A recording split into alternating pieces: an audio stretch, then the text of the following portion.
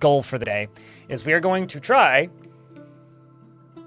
and get a noble in the fortress. I'm also going to see if I can build more big, cool defenses, but if I can't, that's fine too. Twitch chat, there's 100 of you.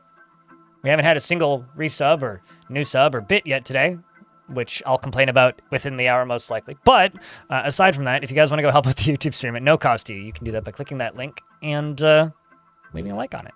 That'd be greatly appreciated. You don't need to do that. I'm sorry. We fine. Although if you want to get a notification, you got to refresh. But thank you very much. Too late, winking face. For the third month. Welcome back. Nice hat, by the way.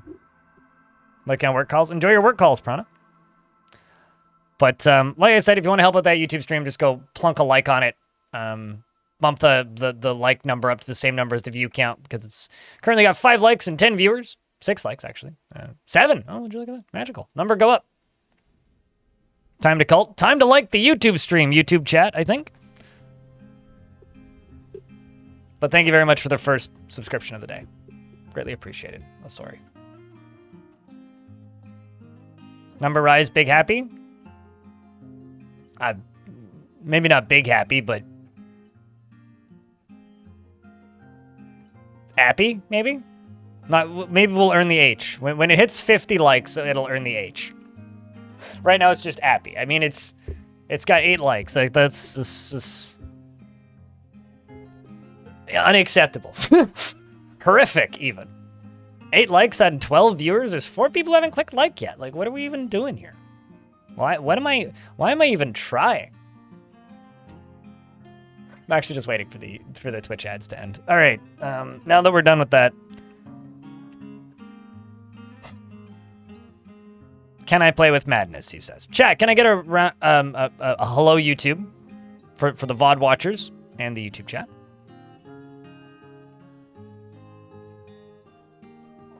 And this right here is our save file. The year 380.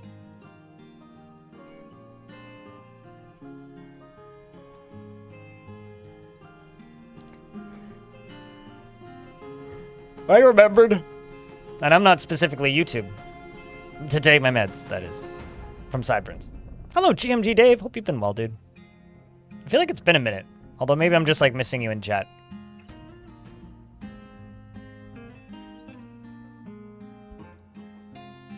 So does anybody here need a catch-up for this fort?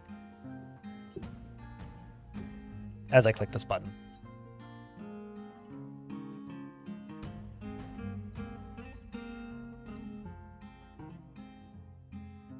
Or am I just going to sit here and be like, yo, guys, I get Formula 1 this weekend and I'm fucking excited. But, like, you know. First things first. Who's in this fort?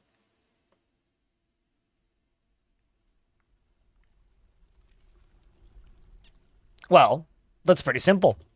We have 2 types of citizens in this fort. We've got disciples and servants of Yugath, and we've got everybody else.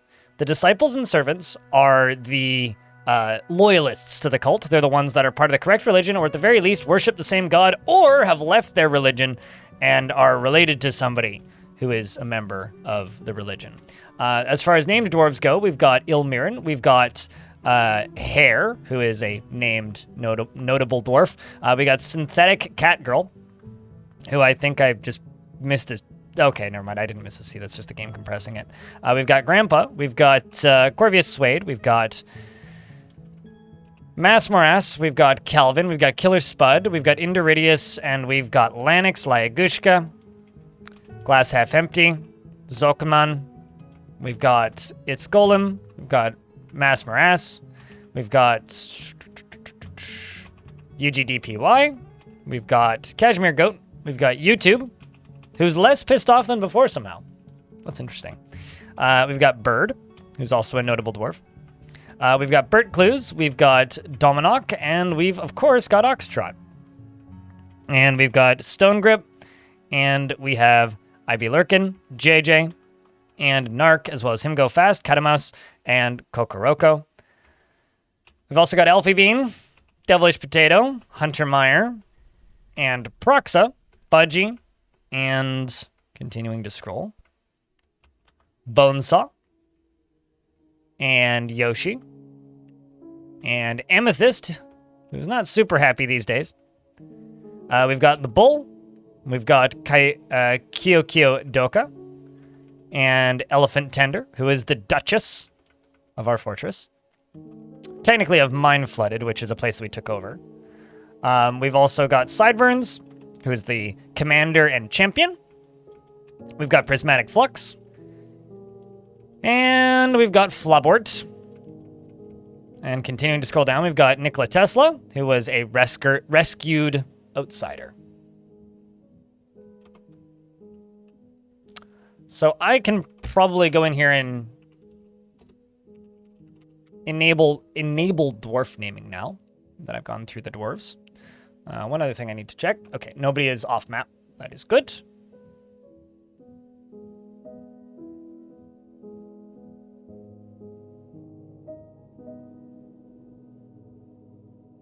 You thought your doofus bought it? I beg your pardon? But what, the dwarf naming thing? No, I mean, it's been disabled because we've been playing Odd Realm.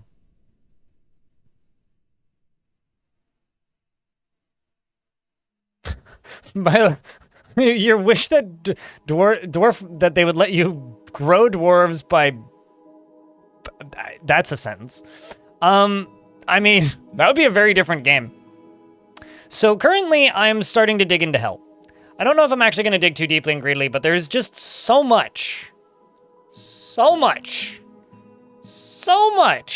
in the way of, like, encrusted gems that I feel like I'm losing money not digging. And we've already found some godlike items. Specifically, we found a slick metal amulet, a slick metal crown, not sleek, slick. And where was the other thing? There was something else. Right. We've got a crushing metal scimitar, which is also awesome. And unfortunately, you know, we sort of maybe kind of dropped a rock on Gigmoth in the process, which is rather unfortunate. But, you know, it happens to the best of us, I guess. Which, yeah, no real comments there. And of course, you know, we've got just a bunch of boulders and things. And we are just going to kind of keep doing this process. We're just going to keep dropping stuff on this periodically. And the way we're going to do this is by making these large squares and just letting the dwarves construct them. While that is getting worked on, I think we're going to go follow this dwarf. The dwarf in charge! Who's currently listening to a story. And she wants to know if she looks worried, chat. Do you think she looks worried? I mean, the cult is at an all-time high of strength, and she is focused as well, but just really wants to be with family. I guess cultists don't quite feel like family. I don't know where her lover is at, but maybe her lover should come by and say hi at some point. She's fortunately getting to listen to a story. Godan over here says that trade is the lifeblood of a thriving society, and I'm assuming that they are speaking. Probably just acquaintances at this point, but it's better than nothing if nothing else. And then, of course, we have another disciple over here who also wants to be with family and be with friends, but of course, none of those are around. So, chat, it's been a few days since the last patch came out. What do you guys think of the dwarves now that we've all had time to kind of stare at them and get used to them? I really like the changes they made to weapons. I think that their visual clarity on the silhouettes is significantly higher. Because, like, the crossbows just stand out so much more. And just the general visuals of everything to do with the dwarves is just cleaner, I think is maybe the best way to put it. Curious if you guys have any, like, thoughts on that. You really like the sprite changes, says V-Boy Try in the YouTube chat. Yeah, no, I think that, like, initially it was kind of jarring because, you know, it's new, it's different, right? But I think they've grown on me a lot as I've been playing, especially after taking a couple days off of Dwarf Fort and then coming back to it.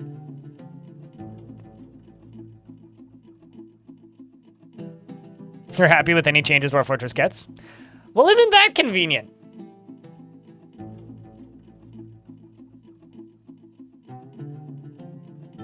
They've grown on me like a beard, like a fungus.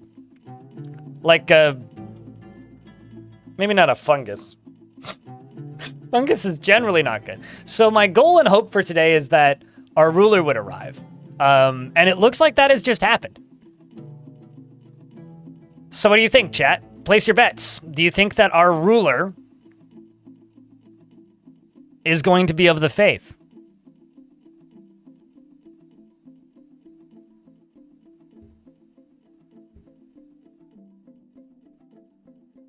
Stream over. I've made like $2.80, like $3 today. I'm not even like 5%. Well, okay. I'm not even like 10% of the way to my minimum for the day. So, like, all money on Heretic? Okay, so if they're a religious leader, that means what? Does that mean that you subscribe to the stream? Because that's clearly all your money. Your ruler has arrived with a full entourage. Your thriving site is... Actually, hold on. Just let me double check the recording's working. So it wasn't working the other day, so let me just double check this. Just for, you know, future videos' sake, right? Yada, yada, yada. Okay, let's see if it's there. Do I see it?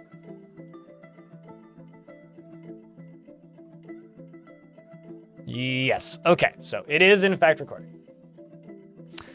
Your ruler has arrived with a full entourage. Your thriving site is now the capital.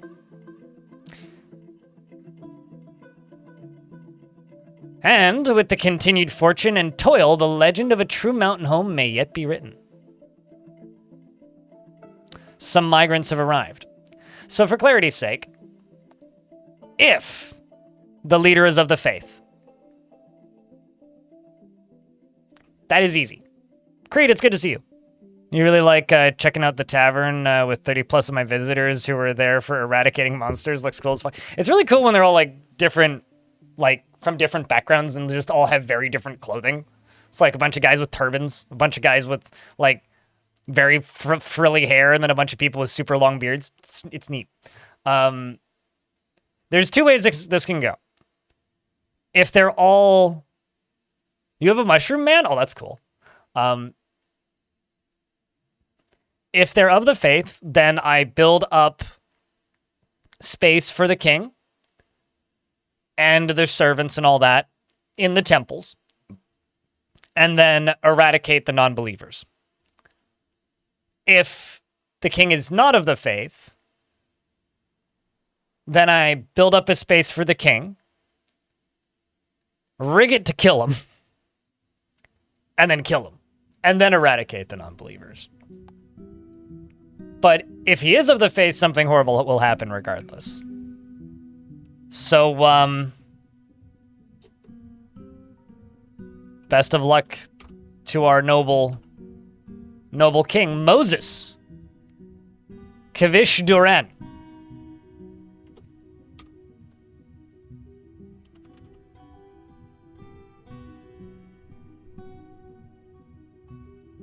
First, ask for a dwarf gets it. Just want to clarify, I'm not going to be naming the king after a viewer.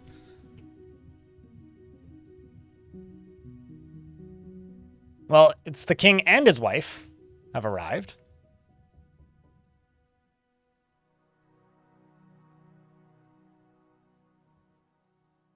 Oh, wow, he worships a bunch of gods. He's related to Sentient Potato and Elfie Bean and Prismatic Flux, but doesn't worship the correct god. And is a member of the wrong religion. How about the queen? No! The queen is a member of the Splattered Fellowship. And from a different faction altogether. What god is that? Oh. What is the Splattered Fellowship? Is the queen a loyalist?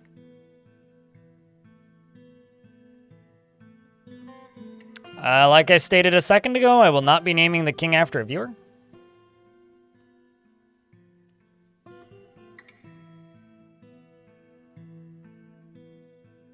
Nope. No, that's the superior. But she does worship the right god.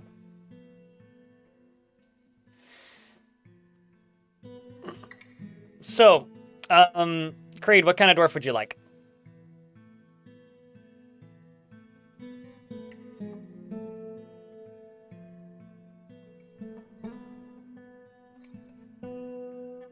Unless Potpourri wants it, because nobody else has snagged it. No beard, some sort of crafter.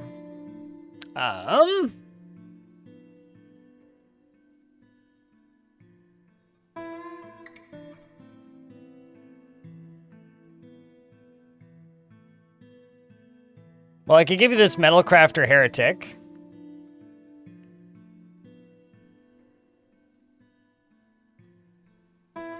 Looking to see what the next option would be. Could give you a weaponsmith.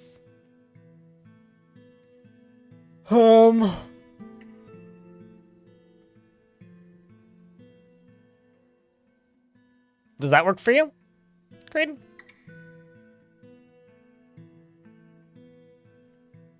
Yeah, very happy about going to go sleep on the floor. Creed wants to fight. Ooh, excellent. We'll finish doing the king's stuff in a second. She is private to the point of paranoia, unwilling to reveal even basic information about herself. She is not readily moved by art or natural beauty, and she is conflicted by this as she values artwork and its creation. She only rarely tries to assert herself in conversation and would never pass up a chance for a good fist fight.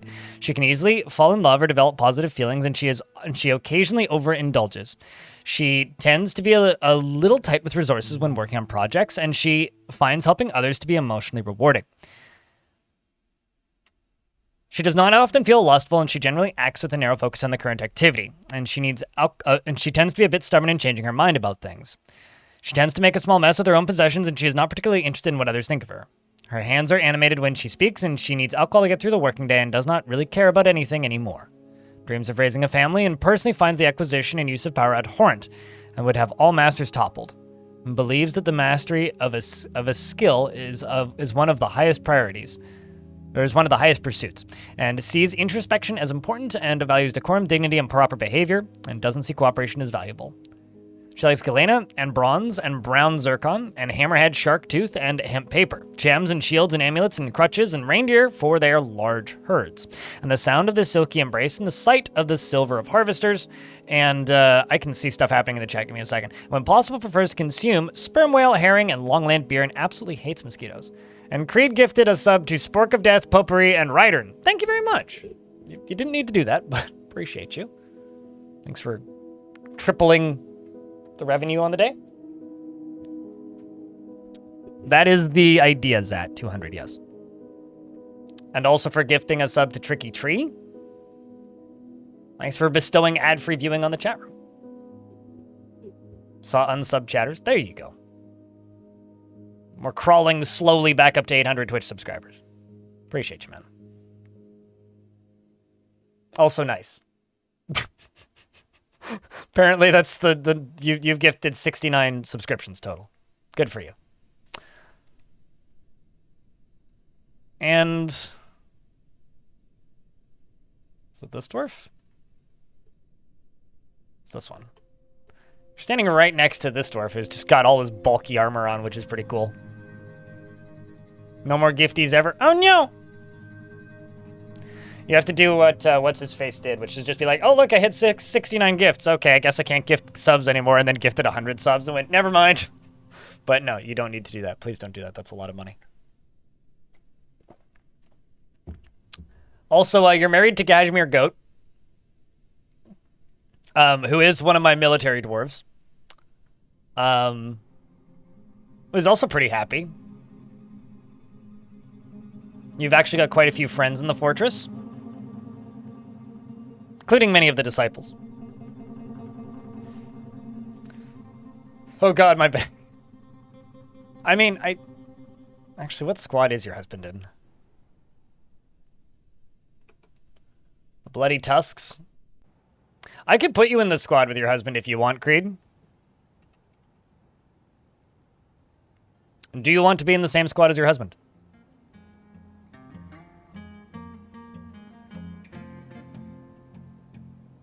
I'm okay. Extra squishing YouTube chat.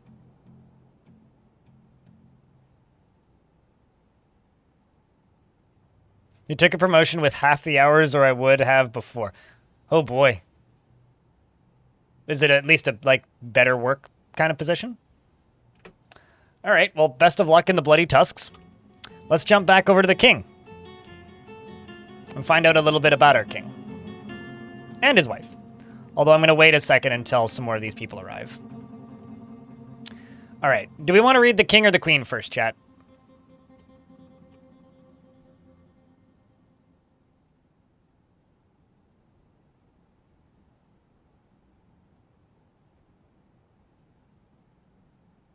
What time for games and family?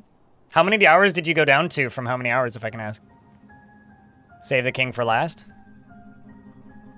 Well, down back here we've got an engraver. They all seem to be heretics. But he is a legendary axe dwarf.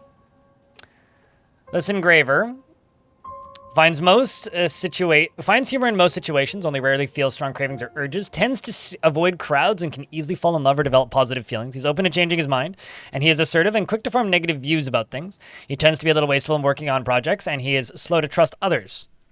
He is equipped with a bismuth bronze battle axe, and I'm actually going to plunk this dwarf into the military.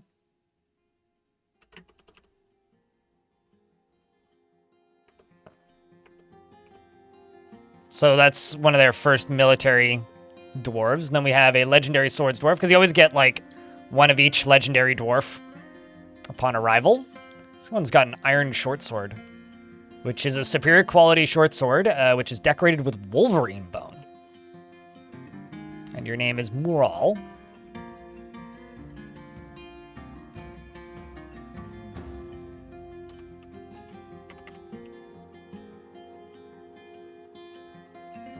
Let's see. This one also worships the wrong god. Very, very little in the way of loyalty here. So the king needs a royal throne room and has 4 children, apparently. None of them live here. As far as relatives go, one of my dead hammer lords was his uncle. Bemble Grandpa is his cousin, which is very funny. Bonesaw is his cousin as well.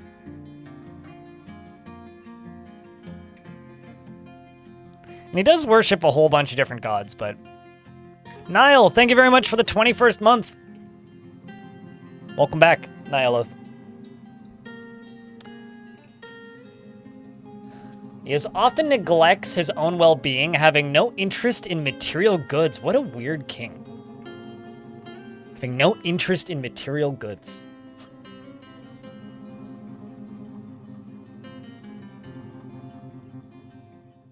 Reminds you of Hard Space Shipbreakers.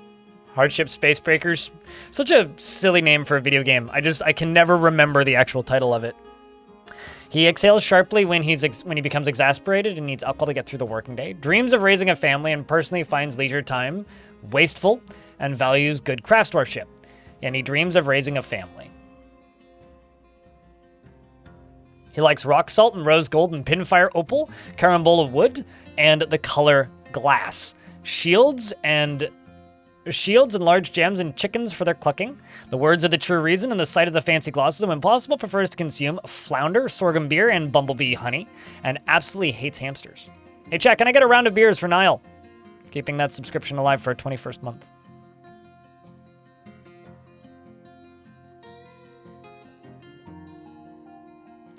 For a 14 hours workday. I have a question. How many days a week did you work when you were working 14 hours a day?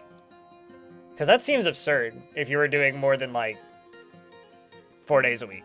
Because if that was like a 3-day a week or a 2-day or a 4-day a week thing, that makes sense to me. But if that was 5 days a week, that's not humanly possible or sustainable. Like, how do people stay in whatever industry you're in for an extended period of time? People would just burn out and collapse if you make them work that much. He has no kills. And is a member of the sins of bowing. And it'd be funnier if it was bowing, but former member of the equivalent whip, king of the Iron of Power. Meanwhile, is the queen. The queen is a little bit interesting because she originally came from the work of Spray, which is a different dwarven civilization. She is a former member of the South Ships, and a member of the religion the Splattered Fellowship, who worships the Superior, who is a god I've seen around in this world, which is victory, war, and fortresses. And she is now obviously a member of the Trampled Machine and the Queen of the Iron of Power. She is a peasant. She's 82 years old. How old is the king? 73. Okay, so she's older than the king. She has quite a few nieces and nephews and daughters, but isn't married or related to anybody notable that has been named. But she does happen to worship Yugath. So she is not a loyalist and not a member of the cult, but maybe it would be sympathetic towards it. She has an overinflated sense of self-worth and tries to do things correctly each time. She is somewhat uncomfortable around those that appear unusual or live differently from herself and tends to avoid crowds. She is quite polite and often feels envious of others. She often feels lustful and isn't given to flights of fancy. She doesn't have a great aesthetic sensitivity and is conflicted by this, as she values artwork and its creation, and she has a certain stare when she gets annoyed, and she needs alcohol to get through the working day.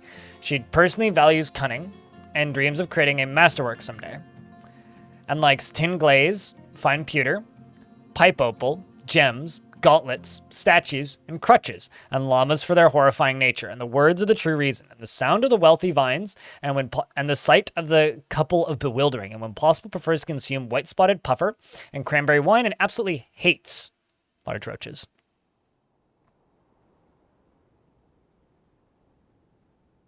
Five days a week, 14-hour days, or 6 10s. That's not healthy. Spending $12,000 in 6 months on a phone game. You know what's funny is that actually doesn't seem like that much money you could spend on a phone game. But, you know. Hello, James, in the YouTube chat. Like, one of my favorite articles I've ever read was a article that was written about people who play Clash of Clans, specifically in Silicon Valley and on Wall Street, competing with each other about who could spend the most money on Clash of Clans. This was like peak Clash of Clans popularity. Yeah, it's just like big money bankers playing a crappy mobile game against each other. What are we up to today? Plotting the demise of a king is what we are up to today. Because the king has arrived and isn't a believer. But for right now, the king will be welcomed into the fold, I think, because we have to make him feel comfortable, right? So, queen and king will both be allowed in the royal borough. Then we just have a peasant who is married to an administrator who hasn't wandered onto the map just yet. Oh, no. No, you did. So we've got... Wait, did I throw you into the military yet? Yes, I did. How about you? Yes, I did. Okay. Next. They brought a yak and a pig.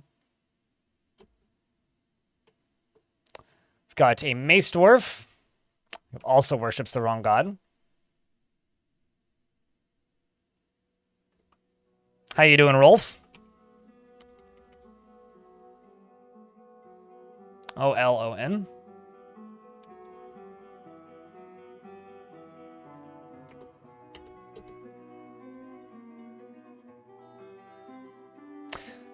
You know what I should do, actually? I'm gonna make a new squad. Just generic metal armor.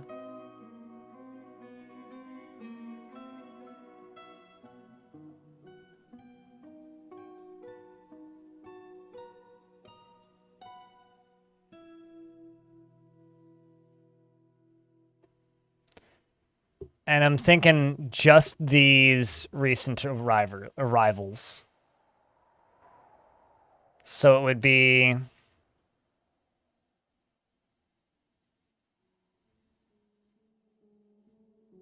this guy. And the reason I'm thinking about putting them in their own squad is because they should die with their king.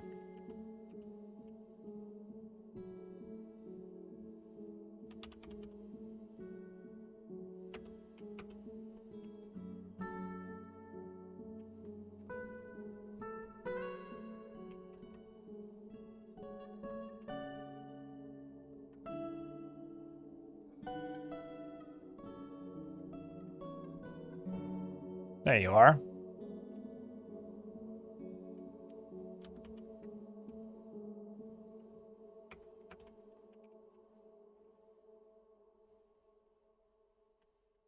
Still lurking? I'll appreciate the lurkings.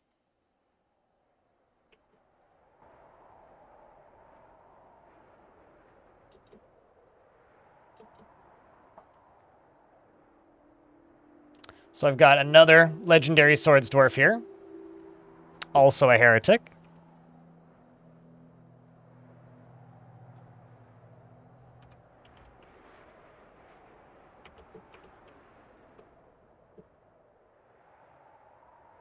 You know, I hate to break it to you. If you start talking in chat, you're not a lurker. Every now and again, I'll encounter what I would describe as a true lurker, and they genuinely impress me. Because it's always like, somebody starts talking in chat, and they'll be like, hi, yeah, no, I've been lurking for a while. And then I look at their account, and it says that they followed me, like, 5 years ago, and then check my bot, and they've watched, like, 1,000 hours of the stream. And that was the first line of text they had ever put in my chat. That's a lurker. But, you know, anybody can lurk, but in order to be a lurker, if I know your name, you're not much of a lurker. Then we have the Outpost Liaison, who's also a heretic. Who's also related to Grandpa. I love how everybody's related to Grandpa. Fucking Grandpa gets around, man. We're about to get hit by another ad. Okay. And also, Oxtrot has been taken by a Fey Mood. So let's follow that.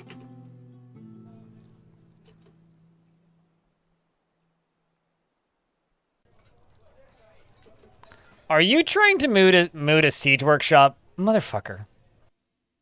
I think this dwarf is trying to make me a siege workshop, chat. I often forget that these are even moodable, but they are.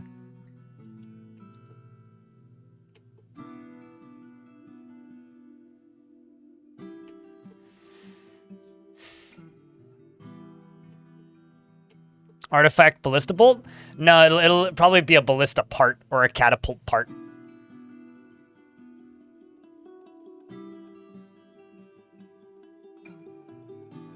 You're a faux lurker? No, you just enjoy being quiet sometimes. You just don't talk that much. You're still a lurker. But you're not like one of those hardcore, real, true cult lurkers. You know what I'm saying? Like you're not one of the real lurkers. You're just a lurker. All right, let's see. Is this actually what you want?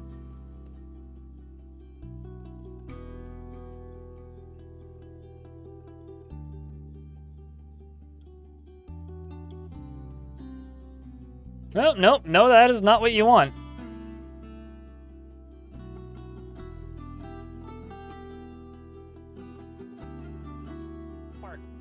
Are you in a... Oh, maybe you're in a burrow. Yeah, that's probably it.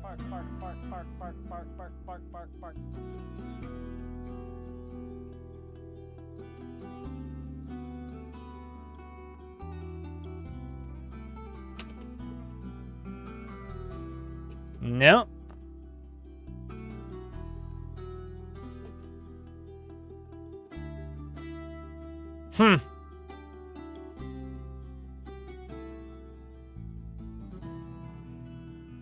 It's not like they've already failed it. I've got plenty of mechanic workshops. I thought I had clothers. Did I demolish all of the clothers shops? And not realize it? Is that the problem?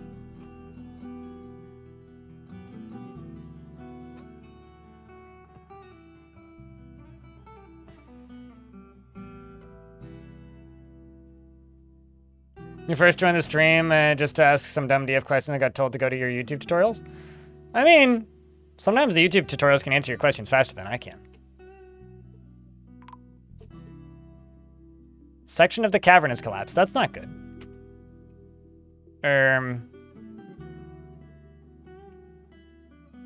What?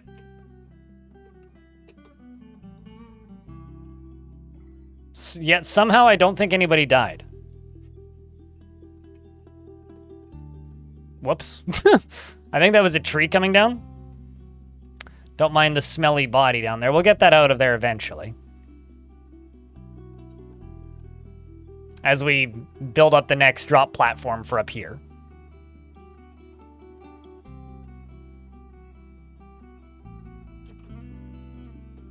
And currently I'm just waiting to get all of the, well, gems out of here. Which doesn't actually take all that long. I'm just going to try and dig through and get rid of as much of this as I can. I can still climb out here, so that's okay. And then we'll let this lava out from up above, so it can just do its thing. And then we'll worry about getting that body out of there. Make a tutorial on how to manipulate a mood. Forbid the items you don't want them to grab before they grab it. It's literally that easy. Wow, okay, so they wanted a clothes shop, I think. Because they've moved now, haven't they? Yeah, it was a clothes shop. Okay, so I was wrong. It wasn't a siege engineer. It was definitely a clothes shop. I guess I demolished all my clothes shops towards the end of yesterday. Well then.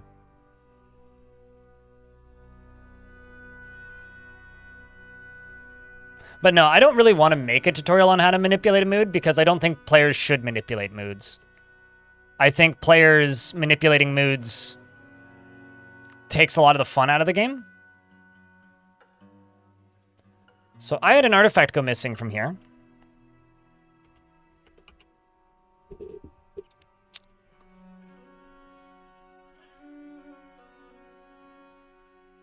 So Ivy Lurkin was seen. I wonder, do I have any suspicious visitors right now? Only one who is not currently... Okay, I got more than one that's not currently in prison. I got you.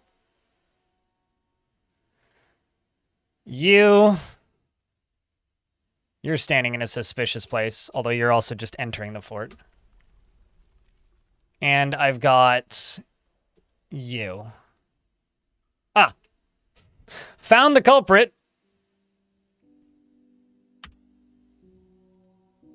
Who's got my artifact? A-Tech. So what I'm going to do is I'm going to convict them. Because I know that they did it.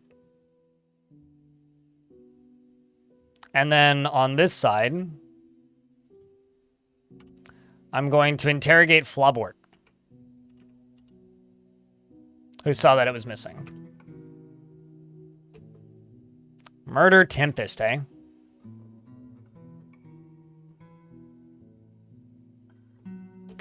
The artifact that they're stealing is a gold spear. All Craftsdwarf ship is of the highest quality. No. And it was seen being passed to a thief. Well, we actually have people admitting it now. Apparently it was Rith who passed it to the thief.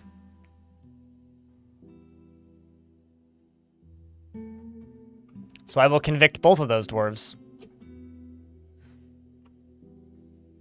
But yeah, no, I wouldn't make a tutorial on how to manipulate a mood. I think that's something players should figure out on their own. If you actually like watch the tutorials that I made, you may have figured this out. But for clarity, the goal of my tutorials isn't to explain to you how to play the entire game and how to manipulate it. The goal of my tutorials is to teach you the basics so that you can explore and learn and have a good baseline of knowledge. I think that learning the entirety of the game, having somebody just step-by-step explaining it to you, takes a lot of the fun out of the game. A lot of people did, sorry. But for me, it's like, that's exactly why this game is cool, though, Aeronamo, is because you can discover that you can manipulate moods. If somebody just tells you, you can manipulate moods, then there's no discovery left. And for me, the enjoyment of this game is the discovery element. And if that's all just being explained to you, then there's no discovery anymore. And if there's no discovery, then a lot of the reason why I think this game is super cool stops being cool. But, you know, you're allowed to disagree with me on that.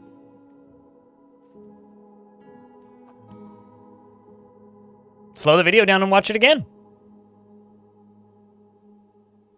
Besides, I think the era of me being the short tutorial guy is probably done. I mean, I will I will add more tutorials slowly as they are needed and relevant, but I do not see myself just making another set of like 1,000 tutorials anytime soon. Just because of how poorly the last round of that I did went. Okay, so we are just encrusting gems on everything. Got emeralds, diamonds, rubicells. Amethyst is professional at it and has been making masterworks for a while. But adventure mode? What about adventure mode? I already tutorialized most of adventure mode. I'll do one more big getting started guide for adventure mode and then call it, probably. I might do a video on advanced things. Because, like, I need to do the thing that grows my channel, right? And I will do things when they make sense. Tutorials do not make sense for Dwarf Fortress anymore because the people still playing Dwarf Fortress don't need tutorials. So unless there's another big influx, it doesn't make sense. It just doesn't. It's like you can say whatever you want, but it's the reality. It doesn't make sense. If they made sense, then they would perform better. If they made sense, then there would be more people looking for them. And to those of you watching this stream, most of you, I think, probably already know this game well enough that you don't need them.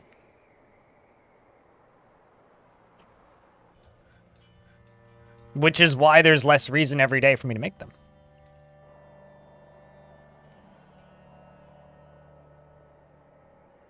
No, totally. Because I already have the catalog that's been built, right?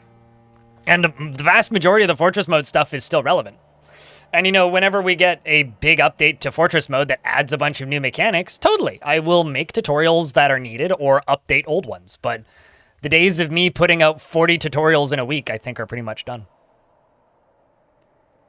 The Sheriff. Thank you very much for the 6th month. Soko. Or Skoko. I've got the O's and K's backwards. Appreciate you.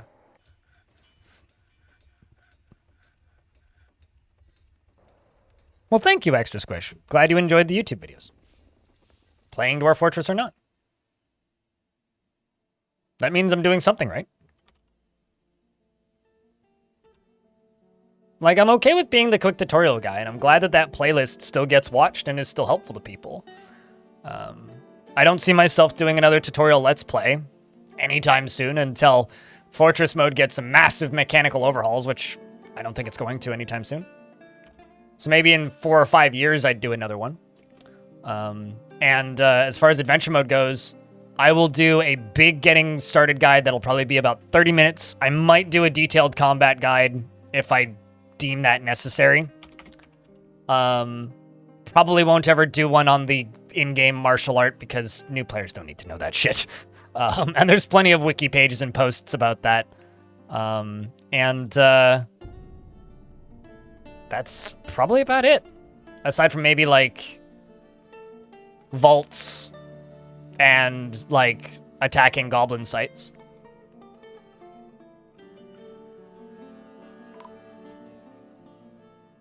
I mean, that sounds like something that would be fun for players to do. I don't really have any interest in doing that. Okay, geez. I know what just happened. Him go fast is in the air. Hunter Meyer. So they're caving. They're cutting all this in, and it actually caused the chunks of the ceiling to cave in. Synthetic Cat Girl may fall directly into lava. I see him go fast is a light on fire. Cuddle, the weaponsmith, is hurt. Okay, him go fast got put out. Bert is on fire now. And is now bleeding. Okay. Him go fast fell back into the lava. Bert burnt to death. Hunter Meyer's still alive. And Cuddle managed to get out of the fire and into some water, I think. Down one layer, we have Synthetic Cat Girl who's drowning. But maybe can climb out. Perhaps can climb out.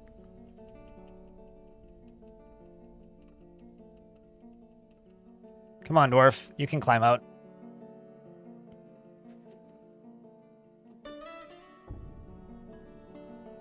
Still has that seriously injured tag, though. Yeah. What? How did you just catch on fire again? But...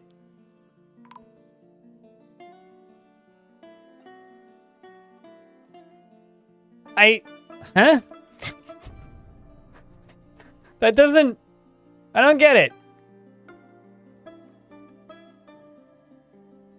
A dwarf wasn't on fire. You saw that, right? What the hell? How does that even work?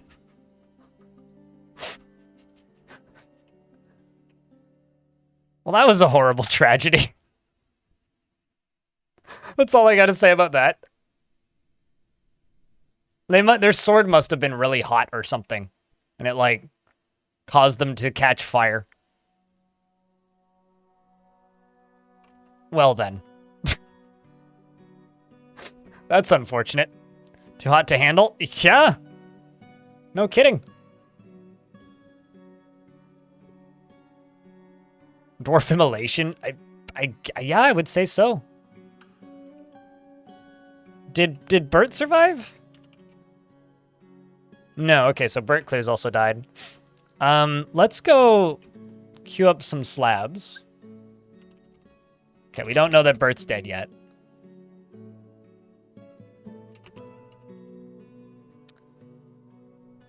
This one and Kadol Zug. I think it was 3 that died. Such a tragedy. Yeah, no kidding. All right, so I need a throne room. I'm thinking we put the throne room back here. That's what I'm thinking. Because I would like to get Mountain Home before I kill the king. So the goal for today is to make the fortress into a mountain home and then end the king's life. What do you think, chat? Doable? Achievable? And I would also like to get all of these set up and made into actual bedrooms, which we are getting closer to slowly. Because I've got a lot of quartzite I need to finish.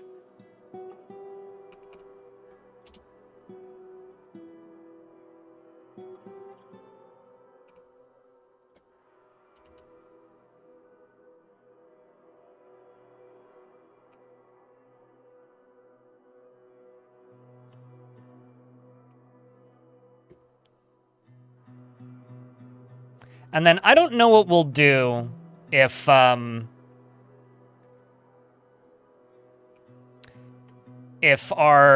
leader doesn't get royalty.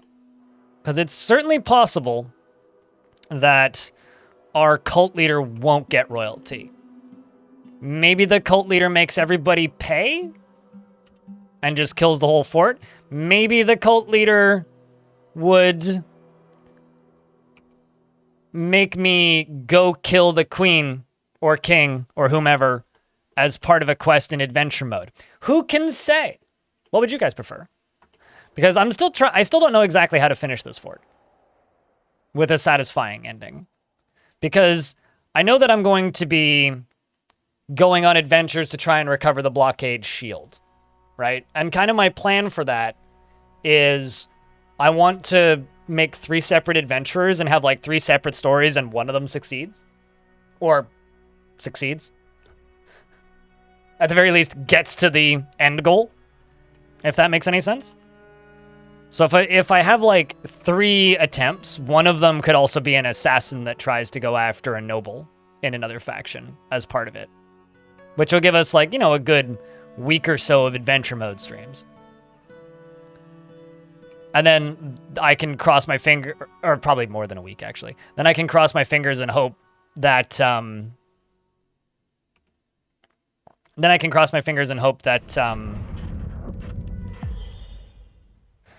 adventure mode releases out of the beta branch around the same time I get that video done.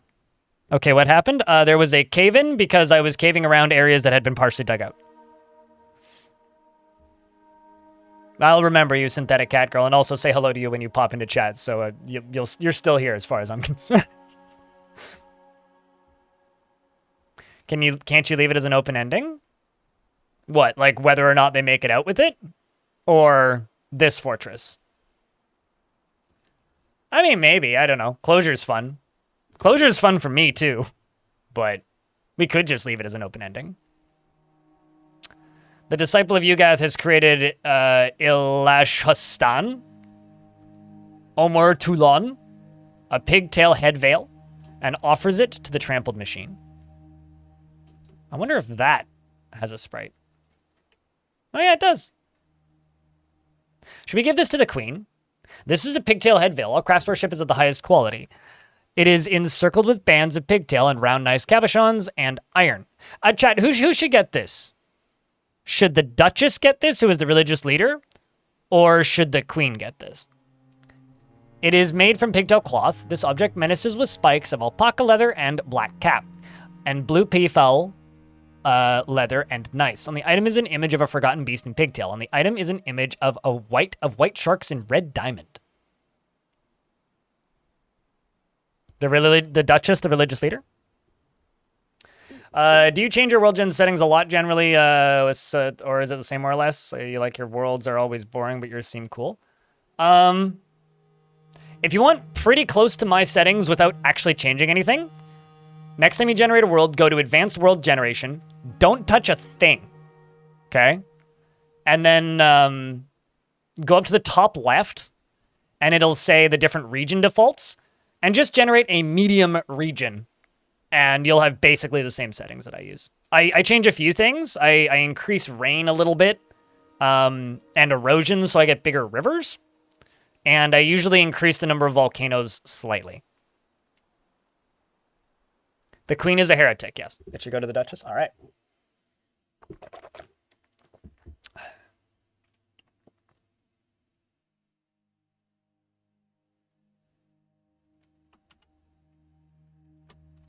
So in that case, she's technically also the mayor, which I think is really funny.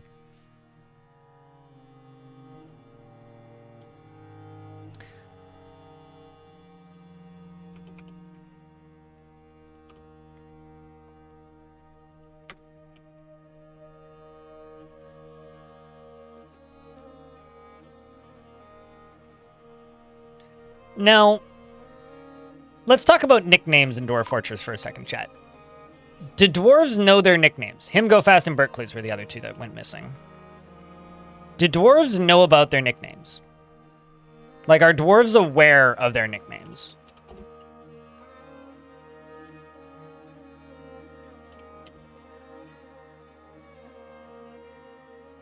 Dwarves are aware? Okay, because I'm kind of tempted to nickname the king the Heretic King.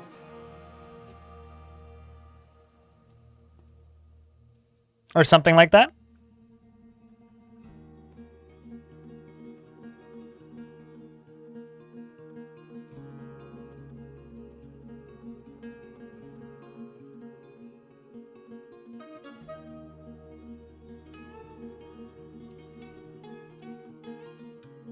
Because if I did that, ooh, I don't believe I've seen this sprite. There, okay, that's kind of interesting. There's no big icon sprite up here. She's still just wearing a cap. But the head veil shows up. She almost looks like a nun. That's kind of badass, actually. So is he the king of heretics? Or... Actually, hold on. Let's just get some footage of this dwarf walking around a little bit. This is the one problem with making big videos like this, chat, is I have to literally, like, stare at certain dwarves sometimes just to get footage.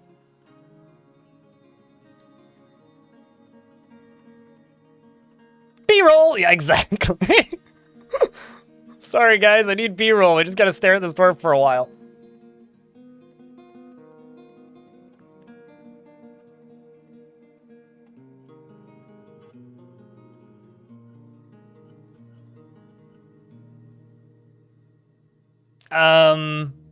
Way going over my head, Zombie Mike. I might remember it if I see it, But often when people reference memes, especially if it's an older meme and they do it via text, like typing it in, I almost never remember it. But if it's like, if I see like the image or something, then usually then it comes back to me immediately.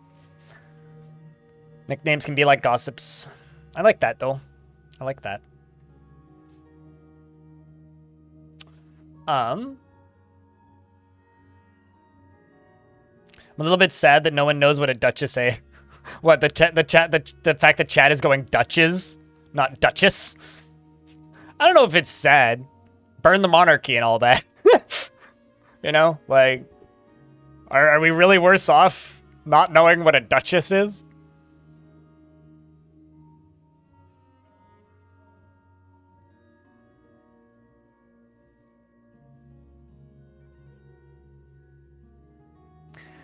Well, we could call him like the outcast king or the heretic king, or because I'm just trying to think of something that would suit this kind of lore that we've built, I guess.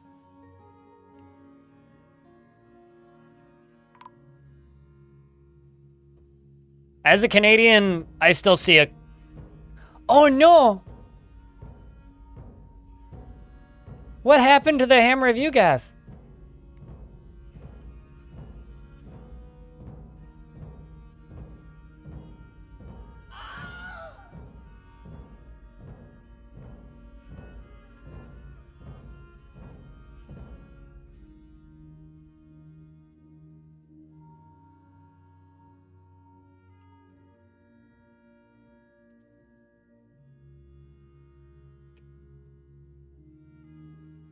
Did you just die on the way up? Is that what happened?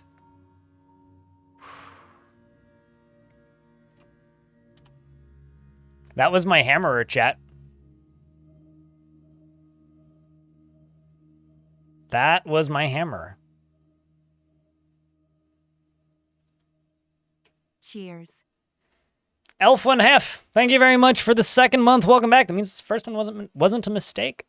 Appreciate you. Welcome back. Well, I mean, they've been found dead. Obviously, we would blame that on the Heretic King, though.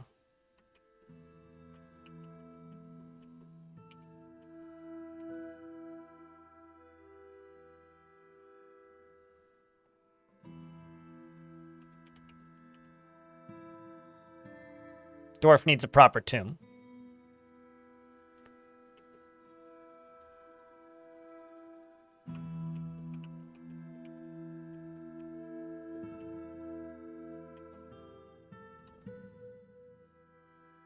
And the sacrifices of the good dwarves can begin being memorialized in the temples.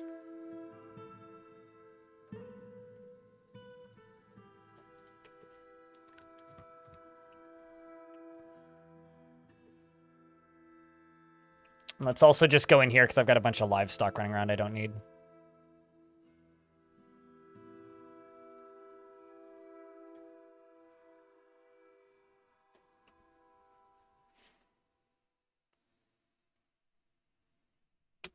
Okay.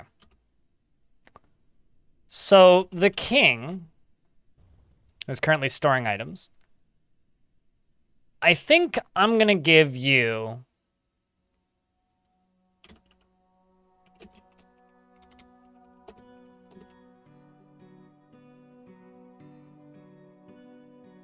King of Blasphemy? I think heretics is probably just the easiest way to do this. Everybody knows what a heretic is.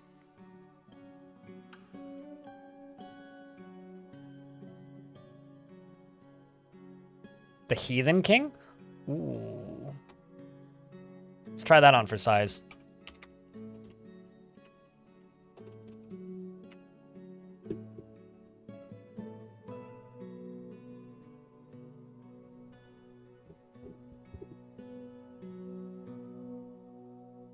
Oh, hi, Mark. In the YouTube chat. Also, hello, Ildari. And V. I see you guys. And Nadaso as well. If I call him the Blind King, that would be kind of like a self-insert, wouldn't it, though?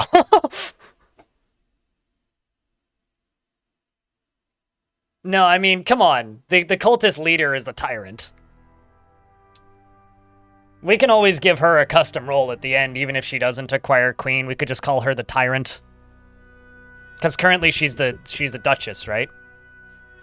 But we could just change her role to tyrant.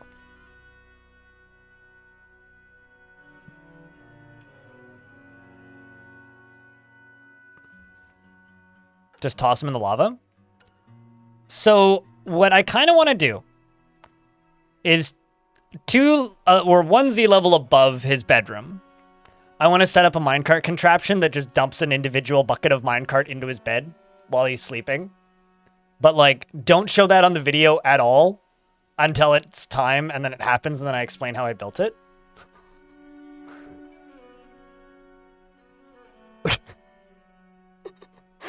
It's kind of what I want to do.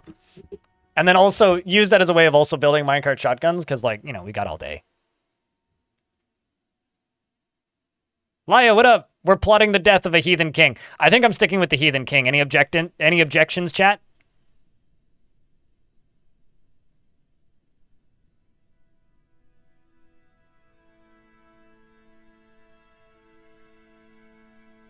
Okay, and then his wife, the queen, can be the... Woo!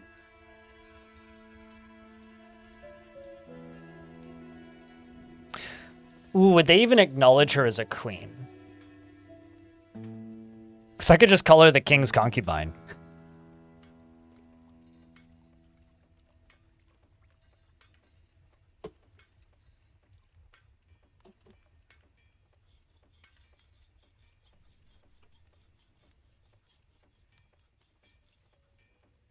Well, no, she doesn't worship... She's part of a different religion for a different god.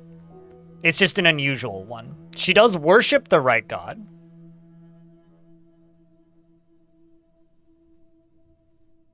Consort is sort of a more polite way of saying concubine, yeah.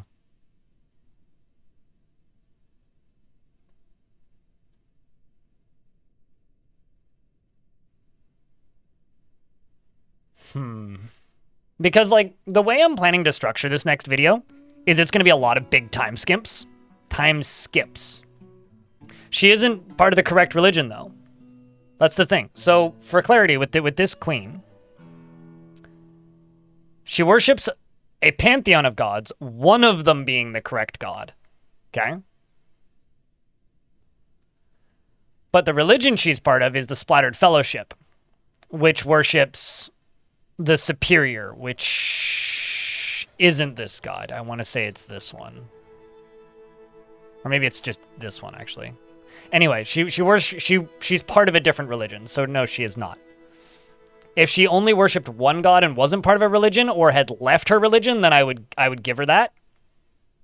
But she is part of the wrong religion.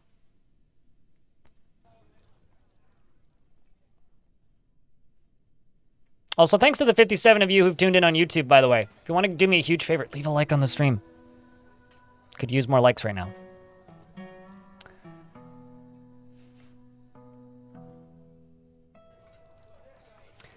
I think that we should call her...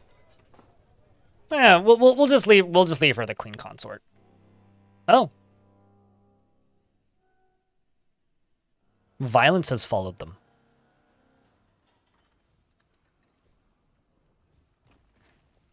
Exciting.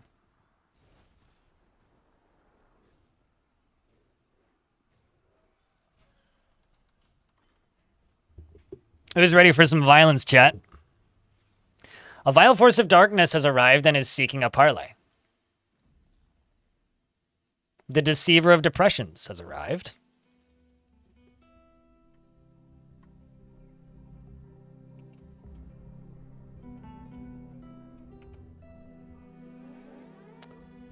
So I'm just going to get all of these squads set to no orders so that they go equip their stuff. I have a feeling this is going to be a very large one. Also, I'd tell an Artho.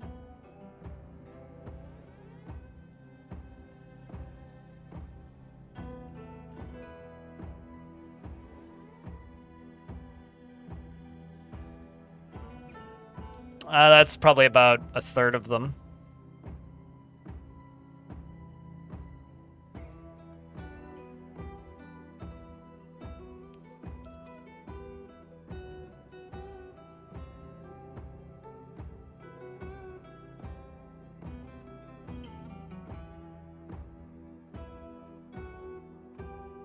So this is going to be called the Royal, or...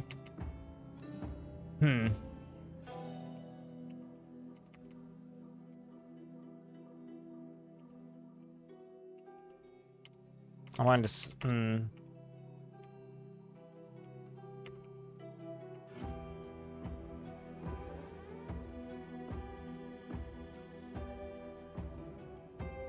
The distrust.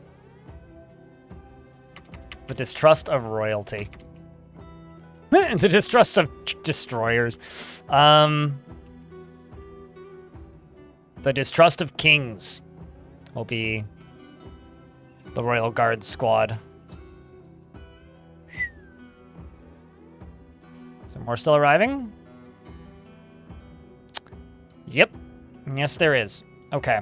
So here's what we need to do.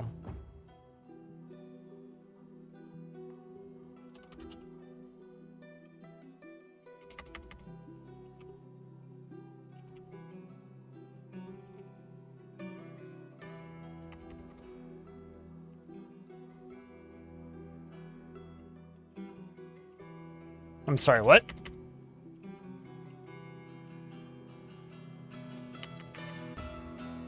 Where'd my king go? Oh, did I delete her role? Whoops. My bad. I was like, why can't I find you in here? That's because I accidentally deleted you. Okay, and then move them from there. Go to this, and then just type in Ugath. Actually, move everybody, and then Ugath.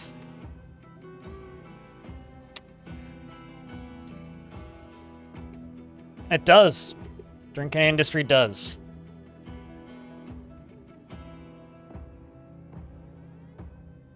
Well, it's an opportunity for me to try all of my weapons, which is going to be exciting. Oh, we've also got all the barons arriving. I always forget about this. I wonder if any of them are notable. We've got Cole and Goden.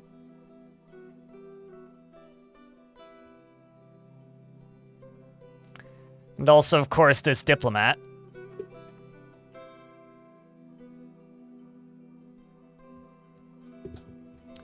And of course, they're all just going to hang out upstairs up here because this is the only place that they're allowed, which is actually kind of funny.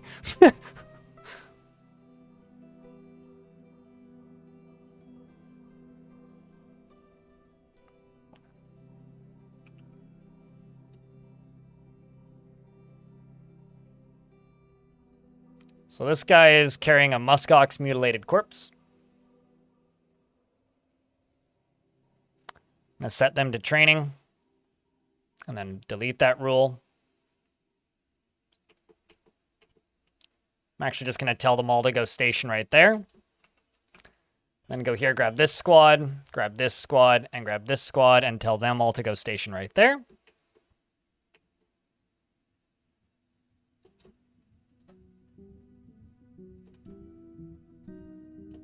Where do these dragons keep going? Okay, I'm going to go to this dwarf, Sideburns. And I'm going to go...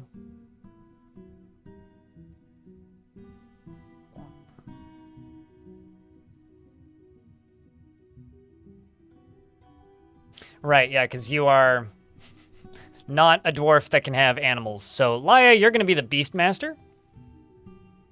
I'm going to have every single war dragon assigned to you. And for all of the dragon...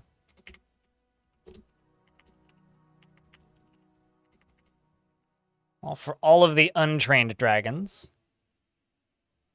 I'm going to break my previous rule about male and female dragons. Because this squad is not going to be sent out for combat anymore.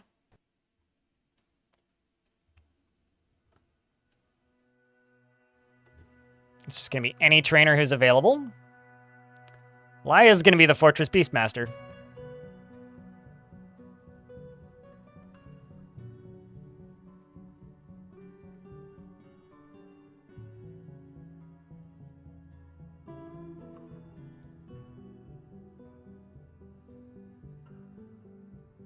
You have a dwarf here? Yep. I think you were gifted one, actually.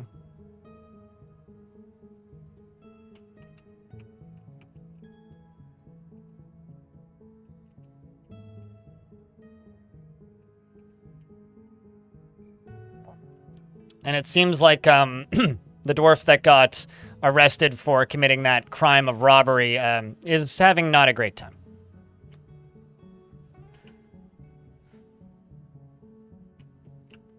And I'm actually just going to go to right here and go Hunting Dragon. Just assign all of these to here.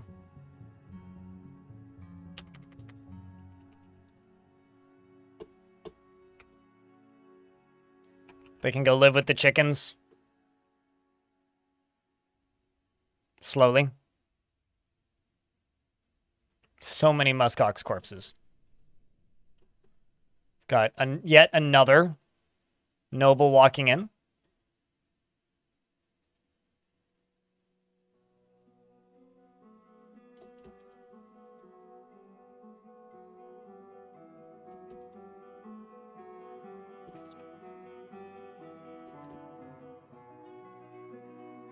We've got Bonesaw going out to pen and pasture a hunting dragon.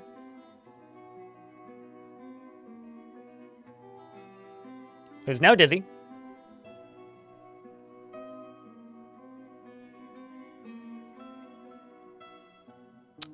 Very awkward direction to head in.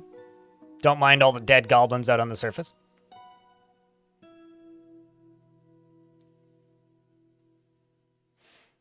Also, I wonder, is that back door still open? Probably is.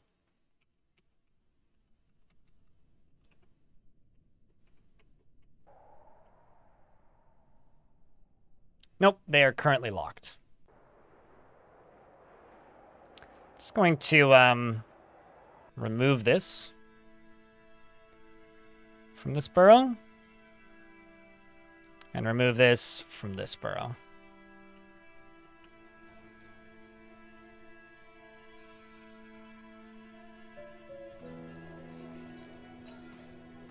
Okay, well, this all needs to be fixed.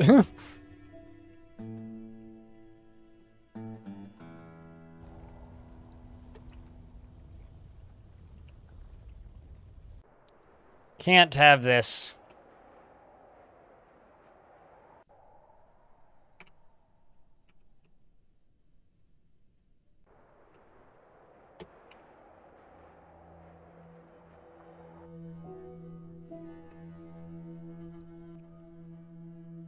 Okay. This is going to be interesting. So where's Bonesaw at? Crypt beer.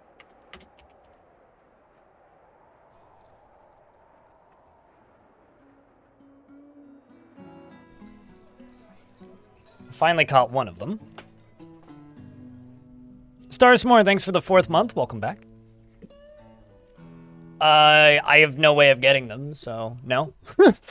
Scrimmin. Also, I generated this world like 6 months ago. I told you what I did. If you want this world, you can go download it. It's available in multiple places.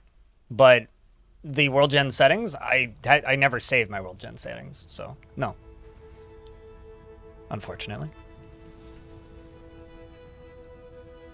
Your fort is fine. Why did it say your fort is in danger? Did some people recently die? Because that's enough for the game to say despite the danger.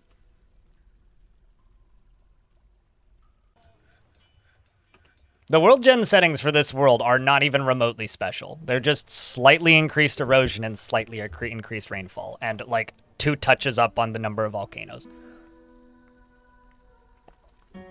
Literally just go to the top right drop-down menu that allows you to select a style and just assign that. That's all that you need.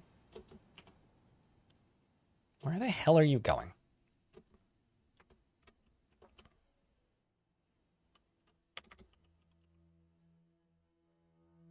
Okay, Laya, you take work animals. I know that they're really intimidating. I do have some tutorials on them. But they're not that bad once you stare at it for a bit, like many things in Dwarf.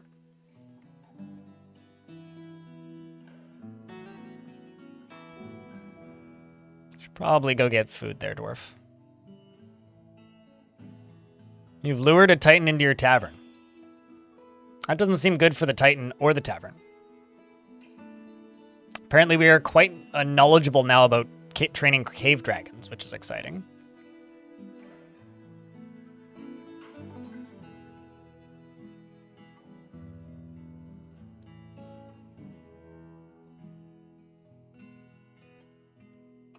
Okay, I'm just curious. 310 goblins and 310 beak dogs. I was wondering why my frame rate went down so much.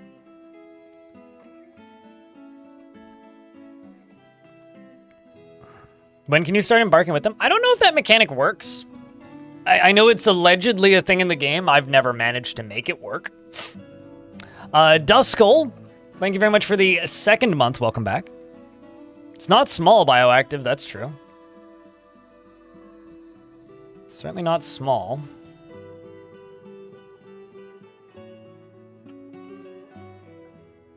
That's like almost a Songs of Six size army.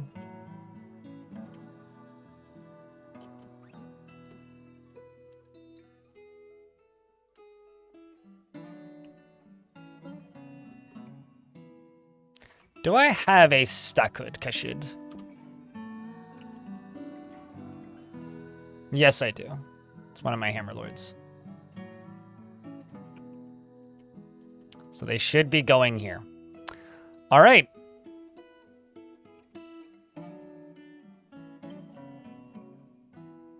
Oh, and here I thought that...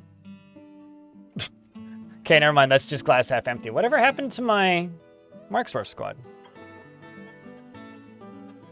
Is this my Marksdwarf squad? The respectful bolts must be.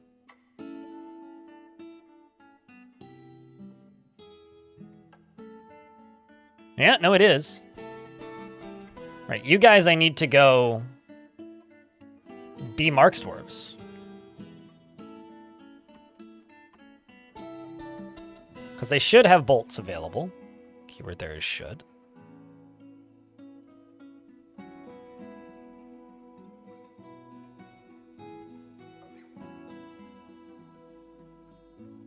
Yep, they do. One of them doesn't have pants, but that's a shame.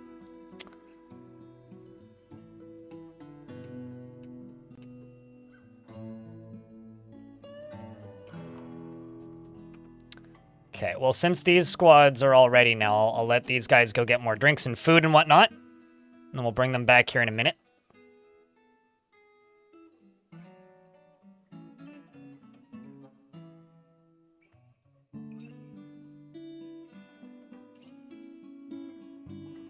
The deserters of the distrust of kings can stay there.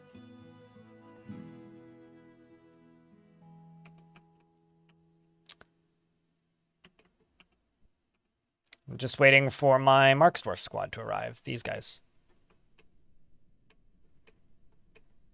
And they should be coming up pretty soon. Looks like they're all grabbing bolts. Which is just what I need them to do.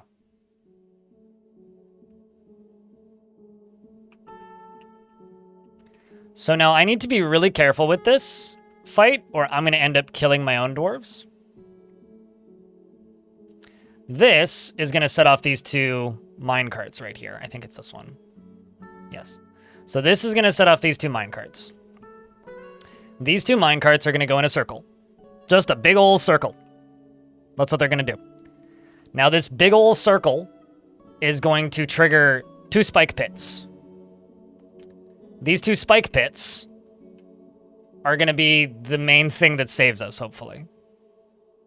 The second lever I need to pull is the one that activates this sucker right here. So first let's get this one pulled. So how many dwarves do you guys think I'm going to lose in this fight? We currently have 177.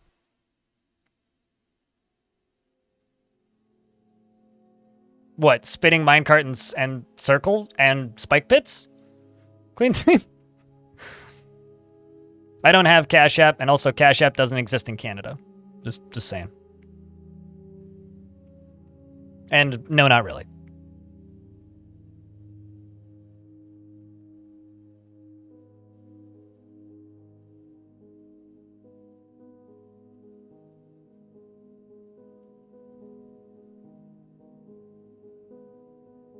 Okay, so this one's actually going too fast, but that's okay.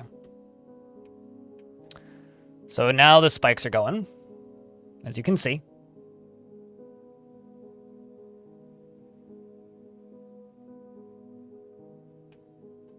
Not all of them are activating, but that's okay.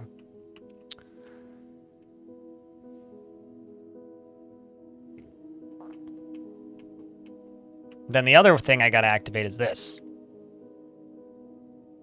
which is pulled from right here. And then I gotta pull this lever.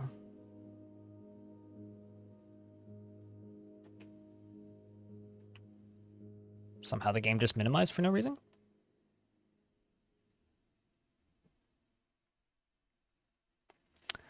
The idea is they won't have to. And by the time they do get into melee, there will be enough damage done to the enemy that it won't be 100% necessary.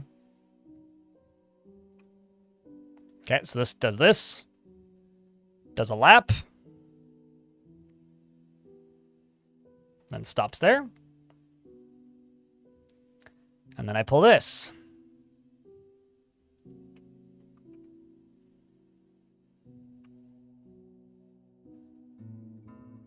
Maybe if you don't know how to set up your rolls correctly. Queen thing. If you set up your rolls correctly, there's no reason for children to go near corpses. But if you leave them on default, then yes, it's a problem. I'll respond to you a second and final time. I do not have Cash App, because Cash App doesn't exist in Canada. And no, you can't pay me for a dwarf.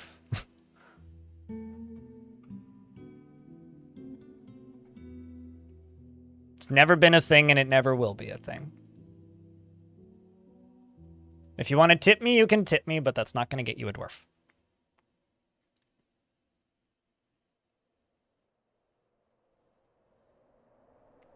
And there it goes.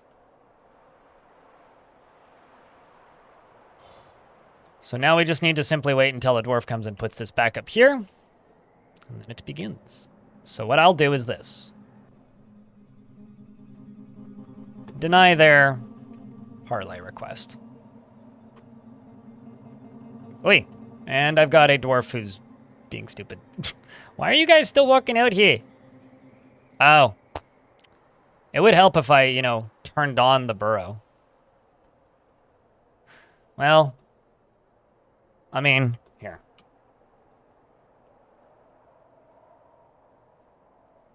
Where's that melt metal object job?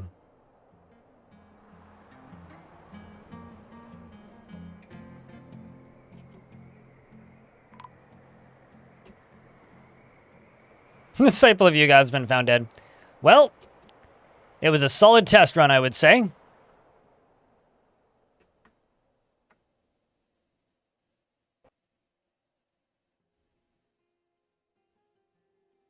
Swear you guessed one? I mean, yeah.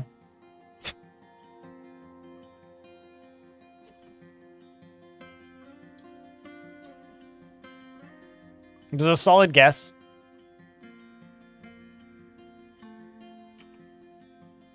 Mark's dwarves are all lined up.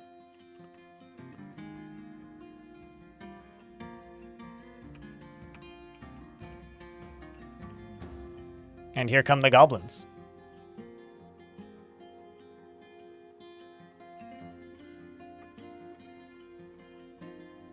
Good lord, there's a lot of them.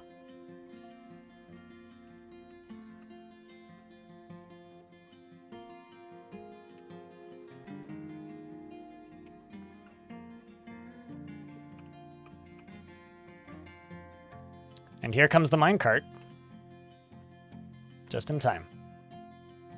Although they're probably all just going to walk over this side. There it goes.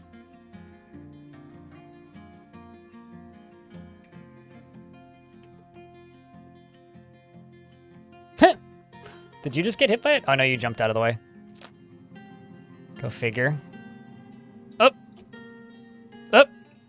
We got our first. Seems to be working excellently.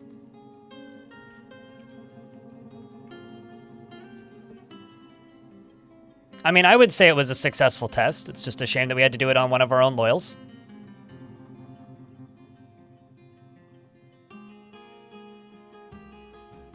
Somehow Goblin managed to dodge all the spikes there. That's unfortunate. Mark's Dwarf should begin firing soon.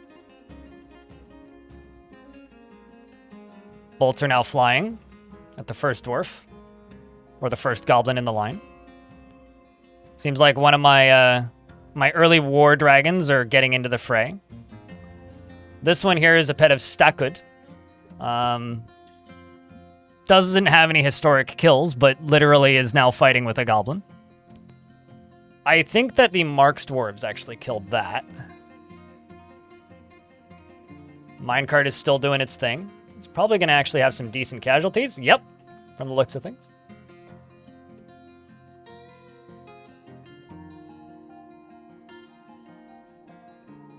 There's more bolts flying out, and the dragons that are here are actually doing some pretty solid work. Whoop! I see a bunch of lava. And not one, but two beak dogs in the lava. What'd you miss? You're about to go to war, is what you missed. So if we actually move over here a little bit, the minecart collided with a good number and also somehow either managed to spray... yeah, it's magma mist. So there's actually lava mist right there. You see it? So if I move forward by a tile, more catching a blaze.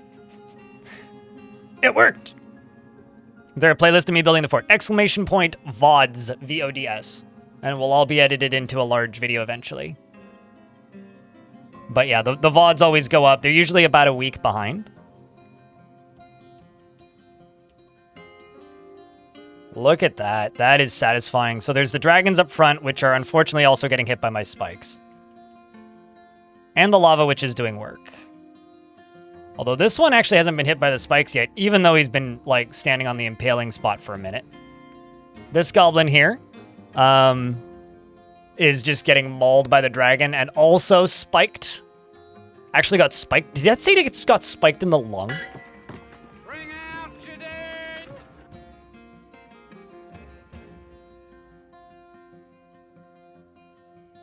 I swear I read that it tore his lung. He actually lost his lower leg from the spikes. Oh my god. That's gnarly. Minecart does another lap. Let's wait until it comes back around in a second. Which is right about now. So here's the minecart. Let's just follow the minecart for a lap.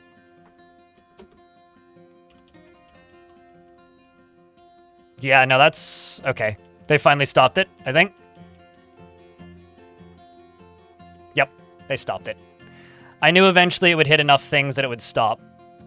So the minecart is jammed. But I would say that it did some pretty good damage on the way. I mean, it took out multiple beak dogs.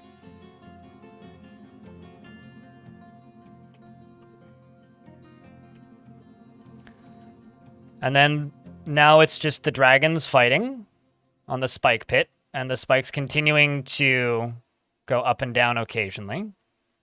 Unless those... oh, no, they haven't stopped. Okay. They're still going up and down. So the spikes are still doing their impaling tasks. The fire is burning, which is doing a lot of damage, actually. Way more damage than I expected. Like, we actually look at the army right here. Like, there's a bunch that have just caught on fire that I was not expecting to, like, have so much damage done. So that's pretty cool, actually, just to see happening. Frame rate has gotten horrible, which is to be expected, and it's probably about to get much worse as the fire burns.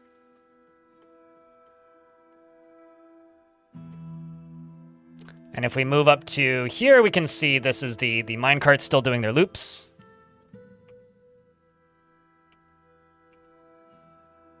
The Marks dwarves are still firing bolts. Let's see how their ammo is doing. All right, a lot of them have gone back to go reload, and they are continuing to fire. I like this. This isn't an overpowered defense, but it's a satisfying one to watch.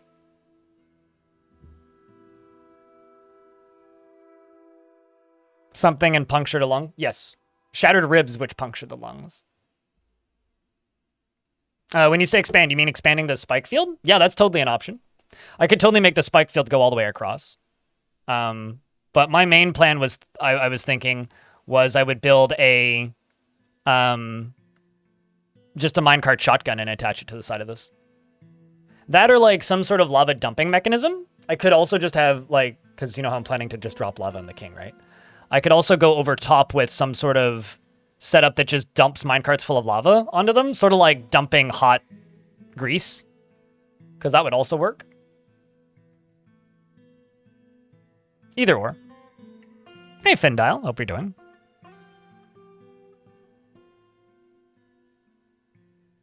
Well, it seems like, oh, I was going to say it looks like the dwarves are starting to run out of ammo, but nope, they're still firing. But there's only 2 of them still here, so I guess the rest have all left to go get more ammo. Yeah, the rest have all left to go get more ammo. I'm going to wait for the enemy goblins to have hit here, and then I will send in the squads. Actually, you know what I should do? I should just simply lock the gate when there's a good chunk of them right here, and then send in the squads. And then open the gate to finish off what's left. But not many of them are actually making it through. Oh my god, though. That spike pit is doing some damage, man. Like, look, there goes just a leg just flying out of somewhere.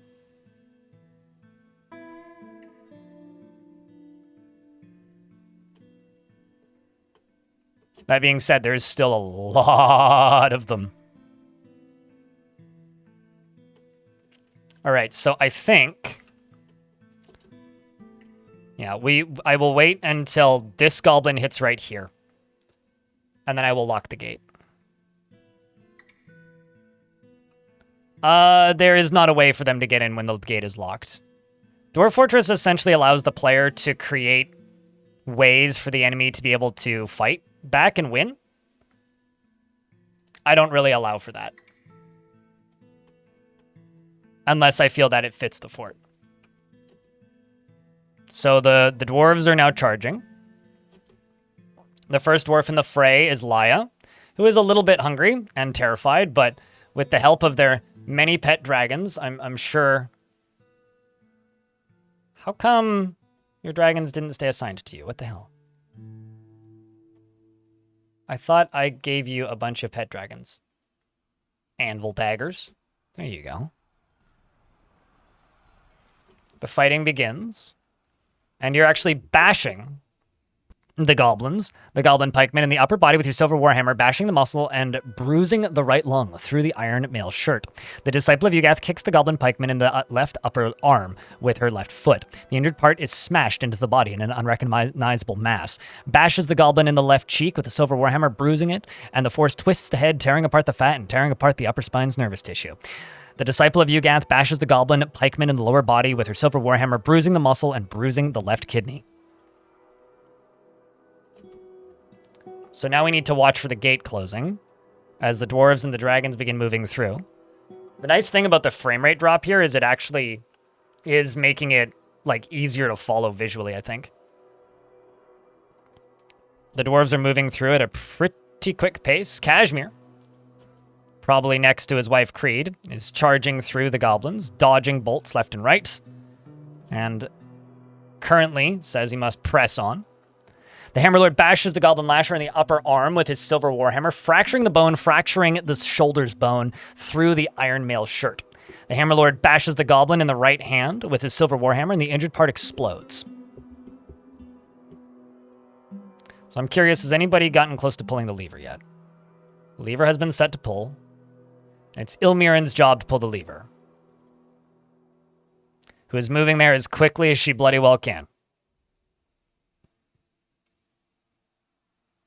It is possible for open gates to be destroyed, though, by certain enemies, but the enemies that goblins can have that can do that are trolls, and they do not have any trolls. That's many goblins. It was 300 goblins and 300 beak dogs, yes.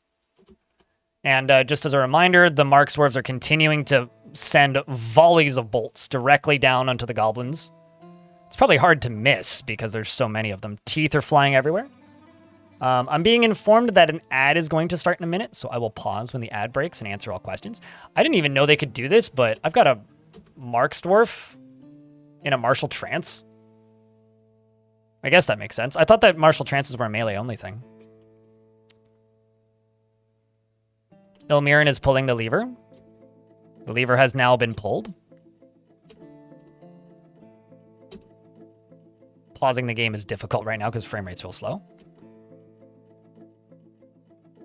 And the bridge should close any second. Any second.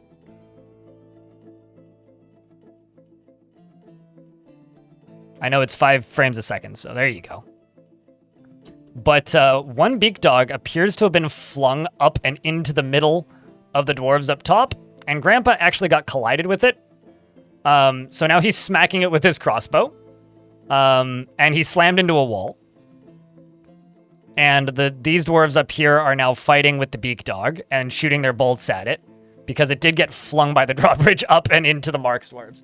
So I am in an ad break. I'm not going to do anything. Game's just going to stay paused until the ad break is done. See how some visitors... Oh, they're friendly. It's fine. We're greeting them with spikes and other joyous gifts.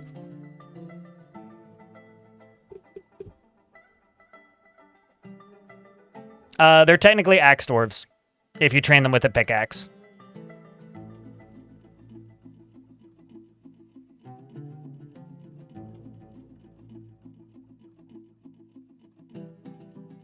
Let's see how many it actually is.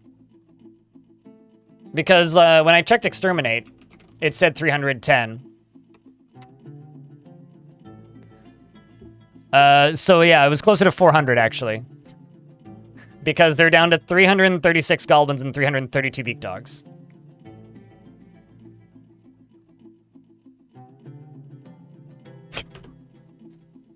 By the way, I think I set it so that they could have a maximum of 500. I think. I could check, actually. Because I know I turned it up in the last play session, but...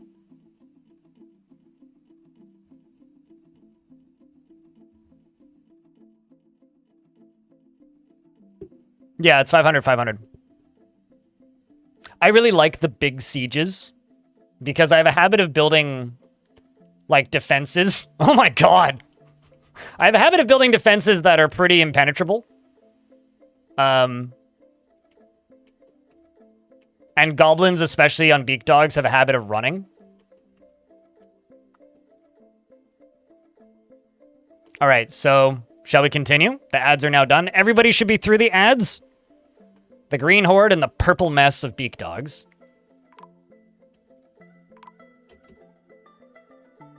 Okay, so Creed has been found dead. Melville the Hammer Dwarf has been found dead. And Adil the Hammer Dwarf has been found dead. So we are losing dwarves in the fighting.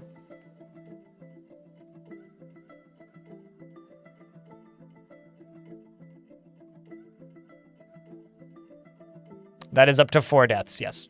Correct. Down in the lower layers, all of my sword masters are getting tired. Onul's in a martial trance. Katan's in a martial trance. Kashmir is in a martial trance and doesn't feel anything after seeing anybody die, including his wife. Laya Gushka has been found out. Oh no, that's a shame.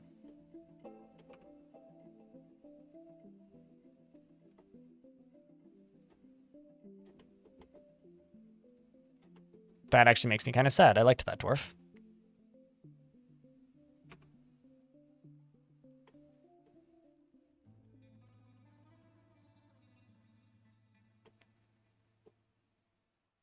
The rest of the dwarves are coming running in, including Sideburns, the Bright Buck, who is our champion.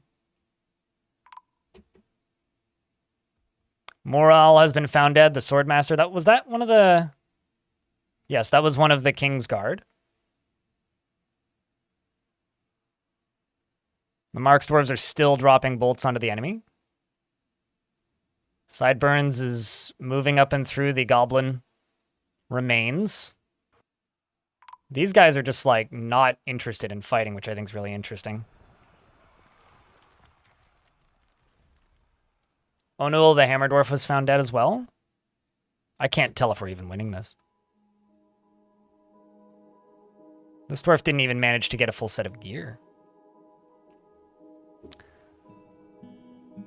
Stakkud, the late practice of planks, who's one of the bloody tusked dwarves, is still around. Let's actually just check my squads here real quick. Well, we're doing okay. I mean, it's pretty brutal, but I think we'll do okay. A lot of my dwarves are just getting tired is the problem. It's a good thing I closed the gate.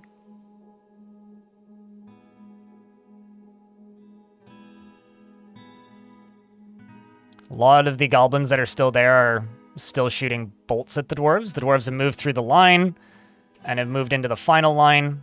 Seems that English is one of the more excited to get into the fighting ones. This Mace Dwarf is new. Goden the Wrestler is fighting. You're laughing too hard at that one? Why? Because you joined and like, I want to be the wife. I want to be in the military. I'm like, but you have, okay. I mean, fine. And then massive siege arrives before you even get gear and then you run in and die. Like, it is kind of funny. I will admit. So all of the remaining dwarves are overexerted. The dragons appear to be doing the last of the work. Or the work that's needed. Fortunately, most of the goblins on this side that are here are no longer alive. Which is good. And the goblins that are running away are actually mostly still getting, or a lot of them are still getting impaled on these spikes. Which, you know, is doing a lot of work for us, really. Shout outs to this goblin who's just lying on them, so periodically is just getting stabbed repeatedly. And the dwarves are running in to come collect the bits and pieces.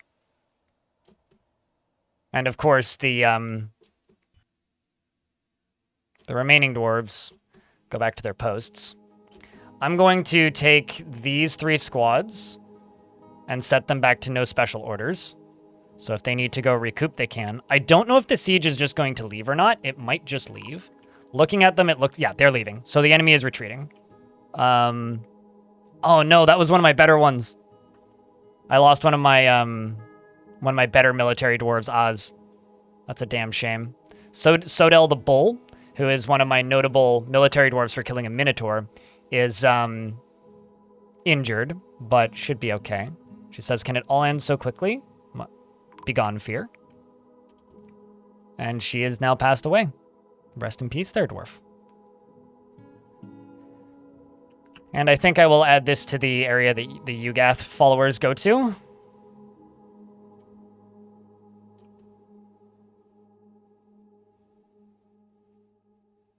How many goblins were at this siege? 500 and 500. I want sieges to be threatening, right? So if I'm not losing dwarves in a siege, it's not a big enough siege. So I think it was probably 500, 500. And I think we killed about 150. But you know what that means? It means we need to increase our defenses. So now we have 2 main tasks, aside from get rid of all of these bodies. And that is, can increase the number of defensive systems we have.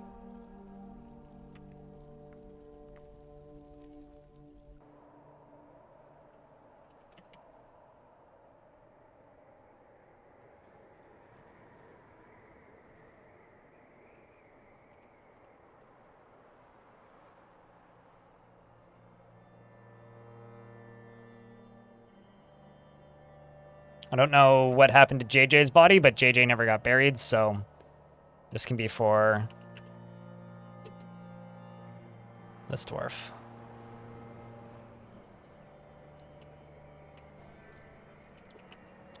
And then I need more tombs, it seems. I could just start making these into tombs. I was just going to make these into bedrooms, but yeah, I think I should stick to bedrooms. Oh,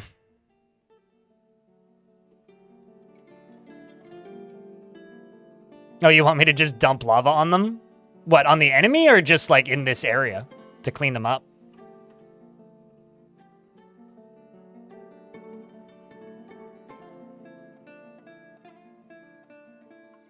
You get so sad when hope seems lost, but that's how you create drama.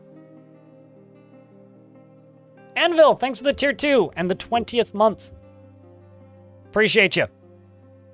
The black tiles are obsidian, yeah. Or cobaltite, but usually obsidian.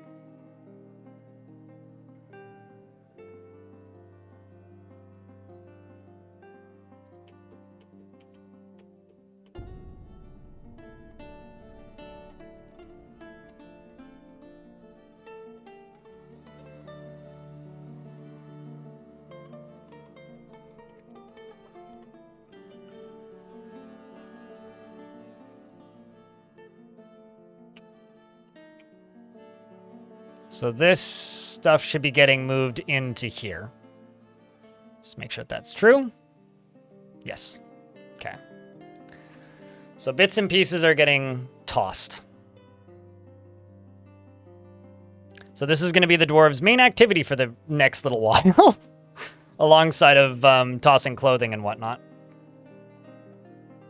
Yes, we do still, in fact, have the elephants. Yeah. I actually was thinking about adding them to the military for this fight, but I guess it's a good thing I didn't.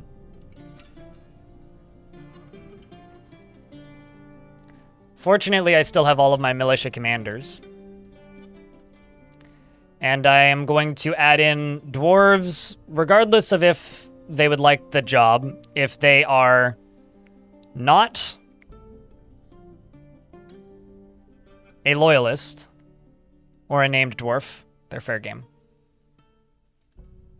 And I'm just going to put these 2 squads onto constant training.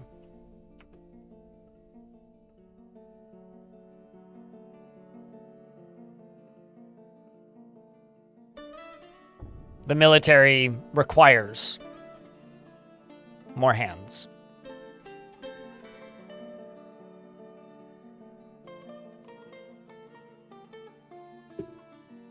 That was a nice dramatic fight, though. I'm very happy with how that went. Like, I would have been kind of sad if we got through, like, clean, you know? It's kind of a bummer that I lost that one dwarf who, I was like, man, that was one of my good dwarves, because they were just a really, really good hammer lord, but, oops, forgot to get these dwarves back onto monthly. But honestly, I think that whole thing went pretty well.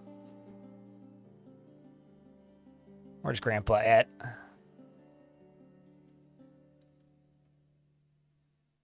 There you are. Did Grandpa get that one? Not bad. He's killed a bunch of ox. Not exactly. He's also now a dabbling hammer dwarf as well.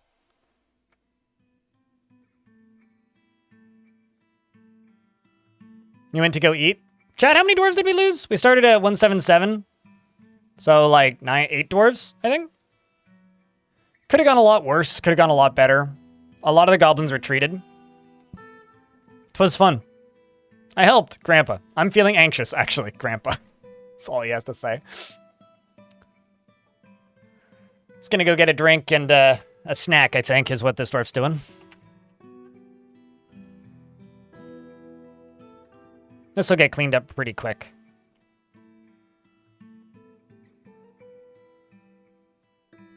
I'm also sad that I lost the bull. That was a dwarf I wanted to do more with, but...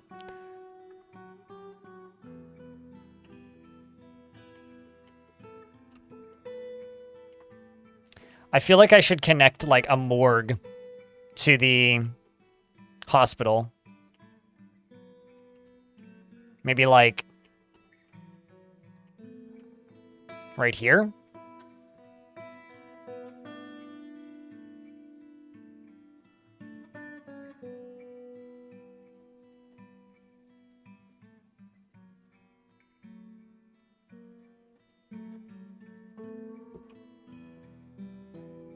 You know, after playing Odd Realm for a few days, I wish right-click would just delete the last designation you did.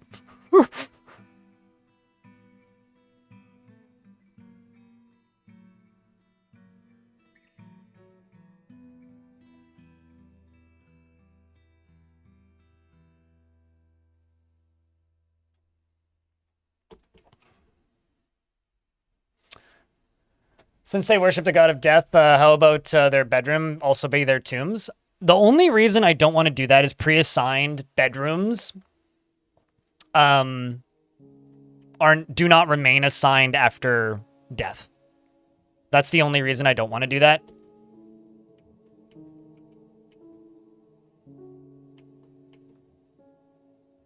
And that's the reason I'm not going to do that. If they continued being assigned after death, then sure. But because they don't, it just makes that really, really tedious.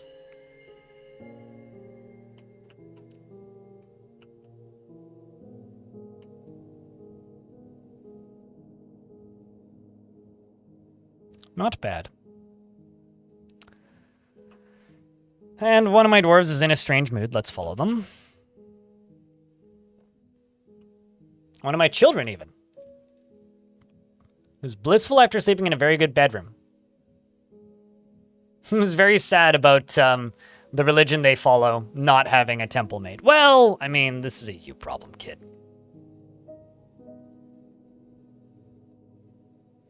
Also, the balls on this kid decides to make a craftsdwarf's or claim a craftsdwarf shop, and the shop that they claim is the Duchess's personal shop, which she has a singular assigned task once a year at.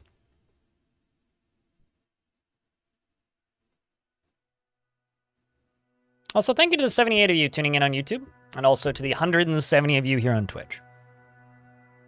Much thanks, guys. Also, hi, Travenoid. Yeah, I'd have to D-zone the bedroom, and I'd have to remember where the bedroom was, because there's no way to check who had the bedroom, and then I'd have to assign the... Yeah, so no, that's a level of tedium that I'm not really willing to do. It's one of those things that thematically sounds really cool, but then when you actually try and do it with more... Like, if there was, like, maybe 20 dwarves in this fort, totally, I could do that. But there's also the thing that I'm already limiting...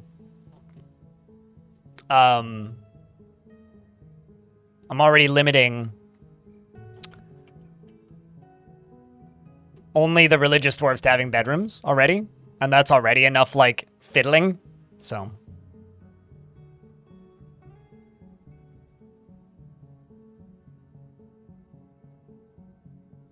Basically, it's one of those things where if you think that's something that would be fun to do, you try and do it and then get back to me on how well it goes and how tedious it gets by the end. Oh, look at those moods. Fabulous. You want to acquire something. You literally just acquired an artifact, Dwarf.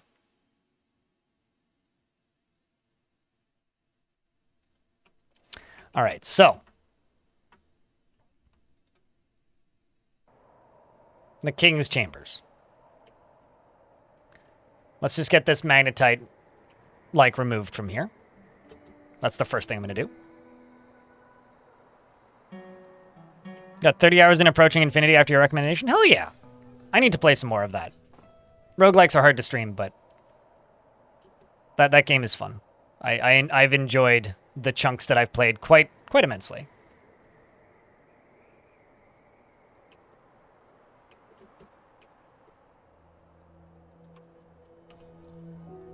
There's gonna be a lot of really upset dwarves. Actually, is anybody in hospital? I wonder. You know, that's kind of amazing. All that, and nobody ended up in the hospital.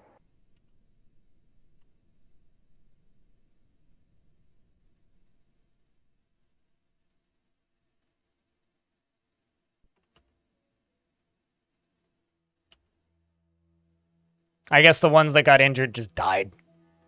Maybe as it should be.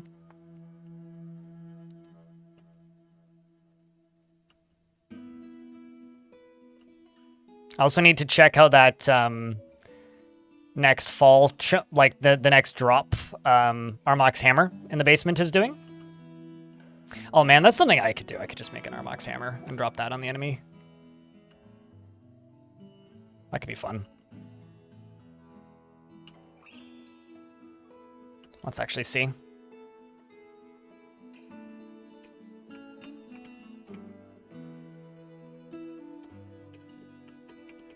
Oh, sweet. Pretty much good to go. So because this is here, that just needs to be connected to a lever, so I need to just find a spot to put it, and I can't remember where I attached the previous one. Wasn't it up here? I can't actually remember. Was it this one? Yeah, it probably was this one. I'll just link this one, that's fine. Fly all the way back down to here. Jump up to here. Deconstruct that, and that. And you know what, I think I'll just drop it. It's probably the best way to do this. Yeah, probably the best way to do this.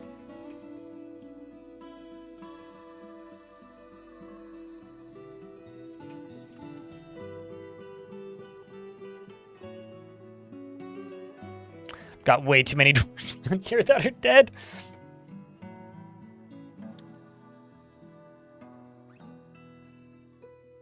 Do you ever worry about carpal tunnel with how much clicking has to be done for this game? No, because I'm very, very, very, very, very, very, very, very, very, very, very, very, very specific on how I sit and how my chair is set up, so my ergonomics are really good.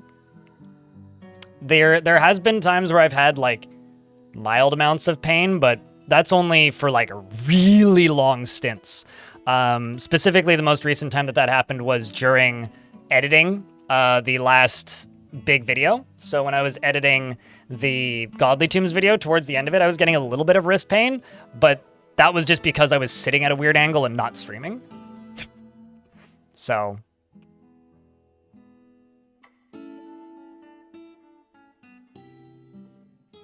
any tips on how to do it safely? Don't dump too much water into it. Although I would recommend not doing a mist staircase. I would recommend like making mist. Okay.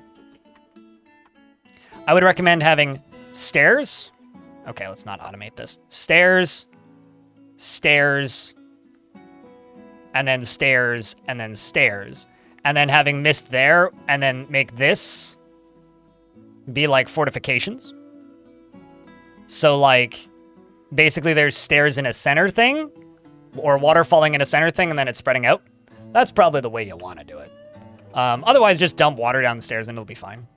Somebody might slip and die at some point, but it'll be fine.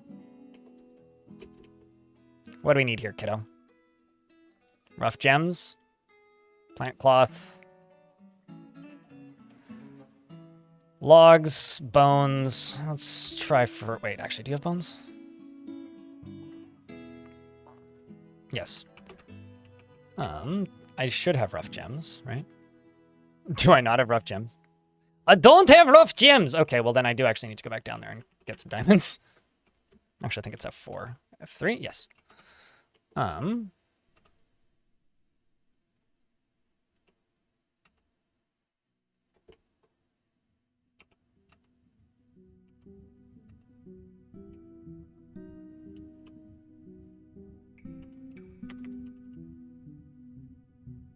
Okay, so we'll let you do that. I will go up to here.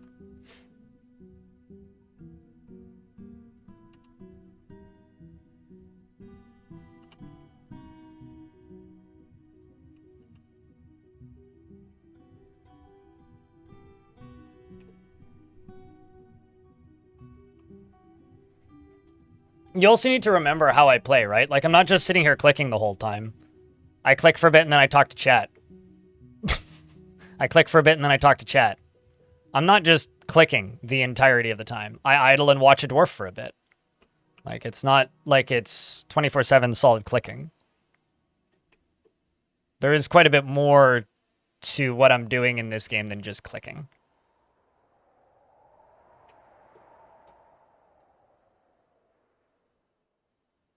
Or fortifications, or bars, or whatever.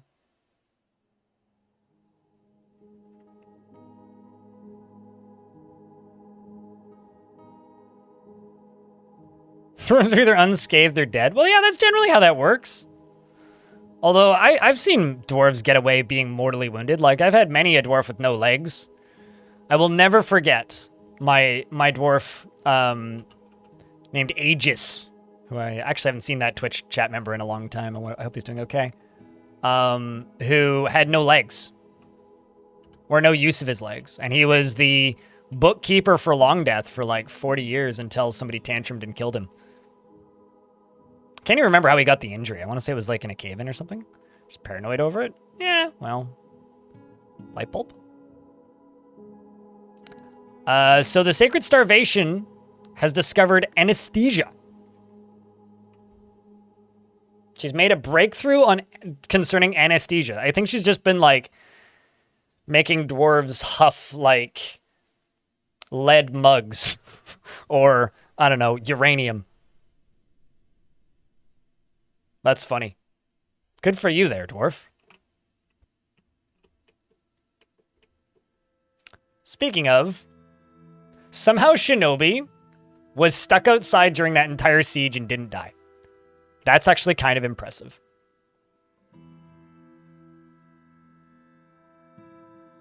Like, that's kind of really impressive.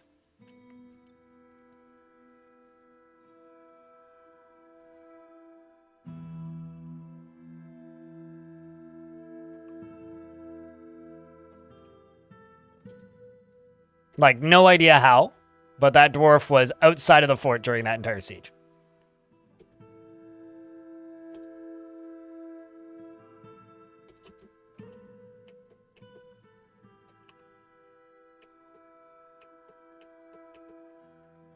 So, Onul.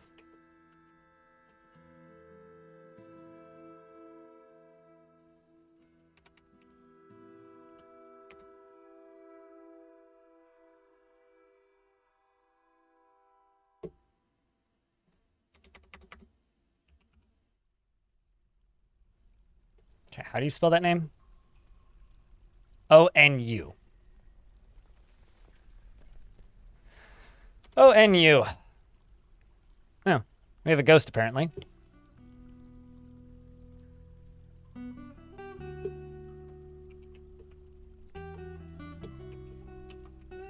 Okay, next.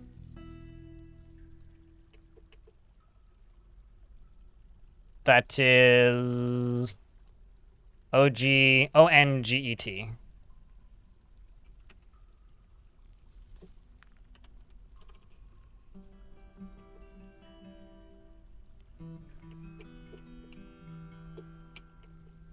Then Laya, who I think already has a tomb, don't you?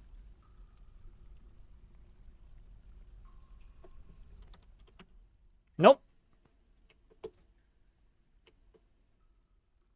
A-D-I-L.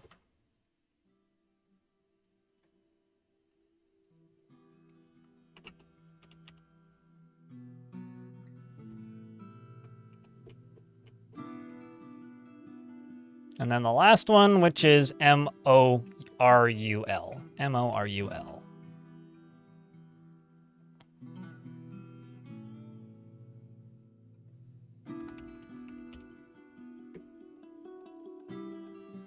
Bunch of swords masters. Just like that. Maybe a spy, not a spy. That's not how the game works. Spies can't impersonate nicknamed dwarves. Especially dwarves with nicknamed roles.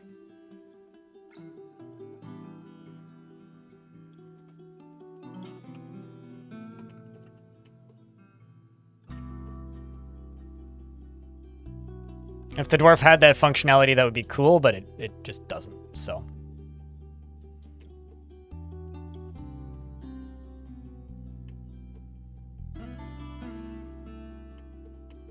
And then we're about to have a whole lot more dwarves just running out there to go work on that. We got teeth coming in, bits and pieces coming in, Laya's body being plopped in there, you being plopped in there. And then I can unforbid this, but in order to unforbid that, I also have to raise this. Otherwise, it's just gonna fire again, which would be bad.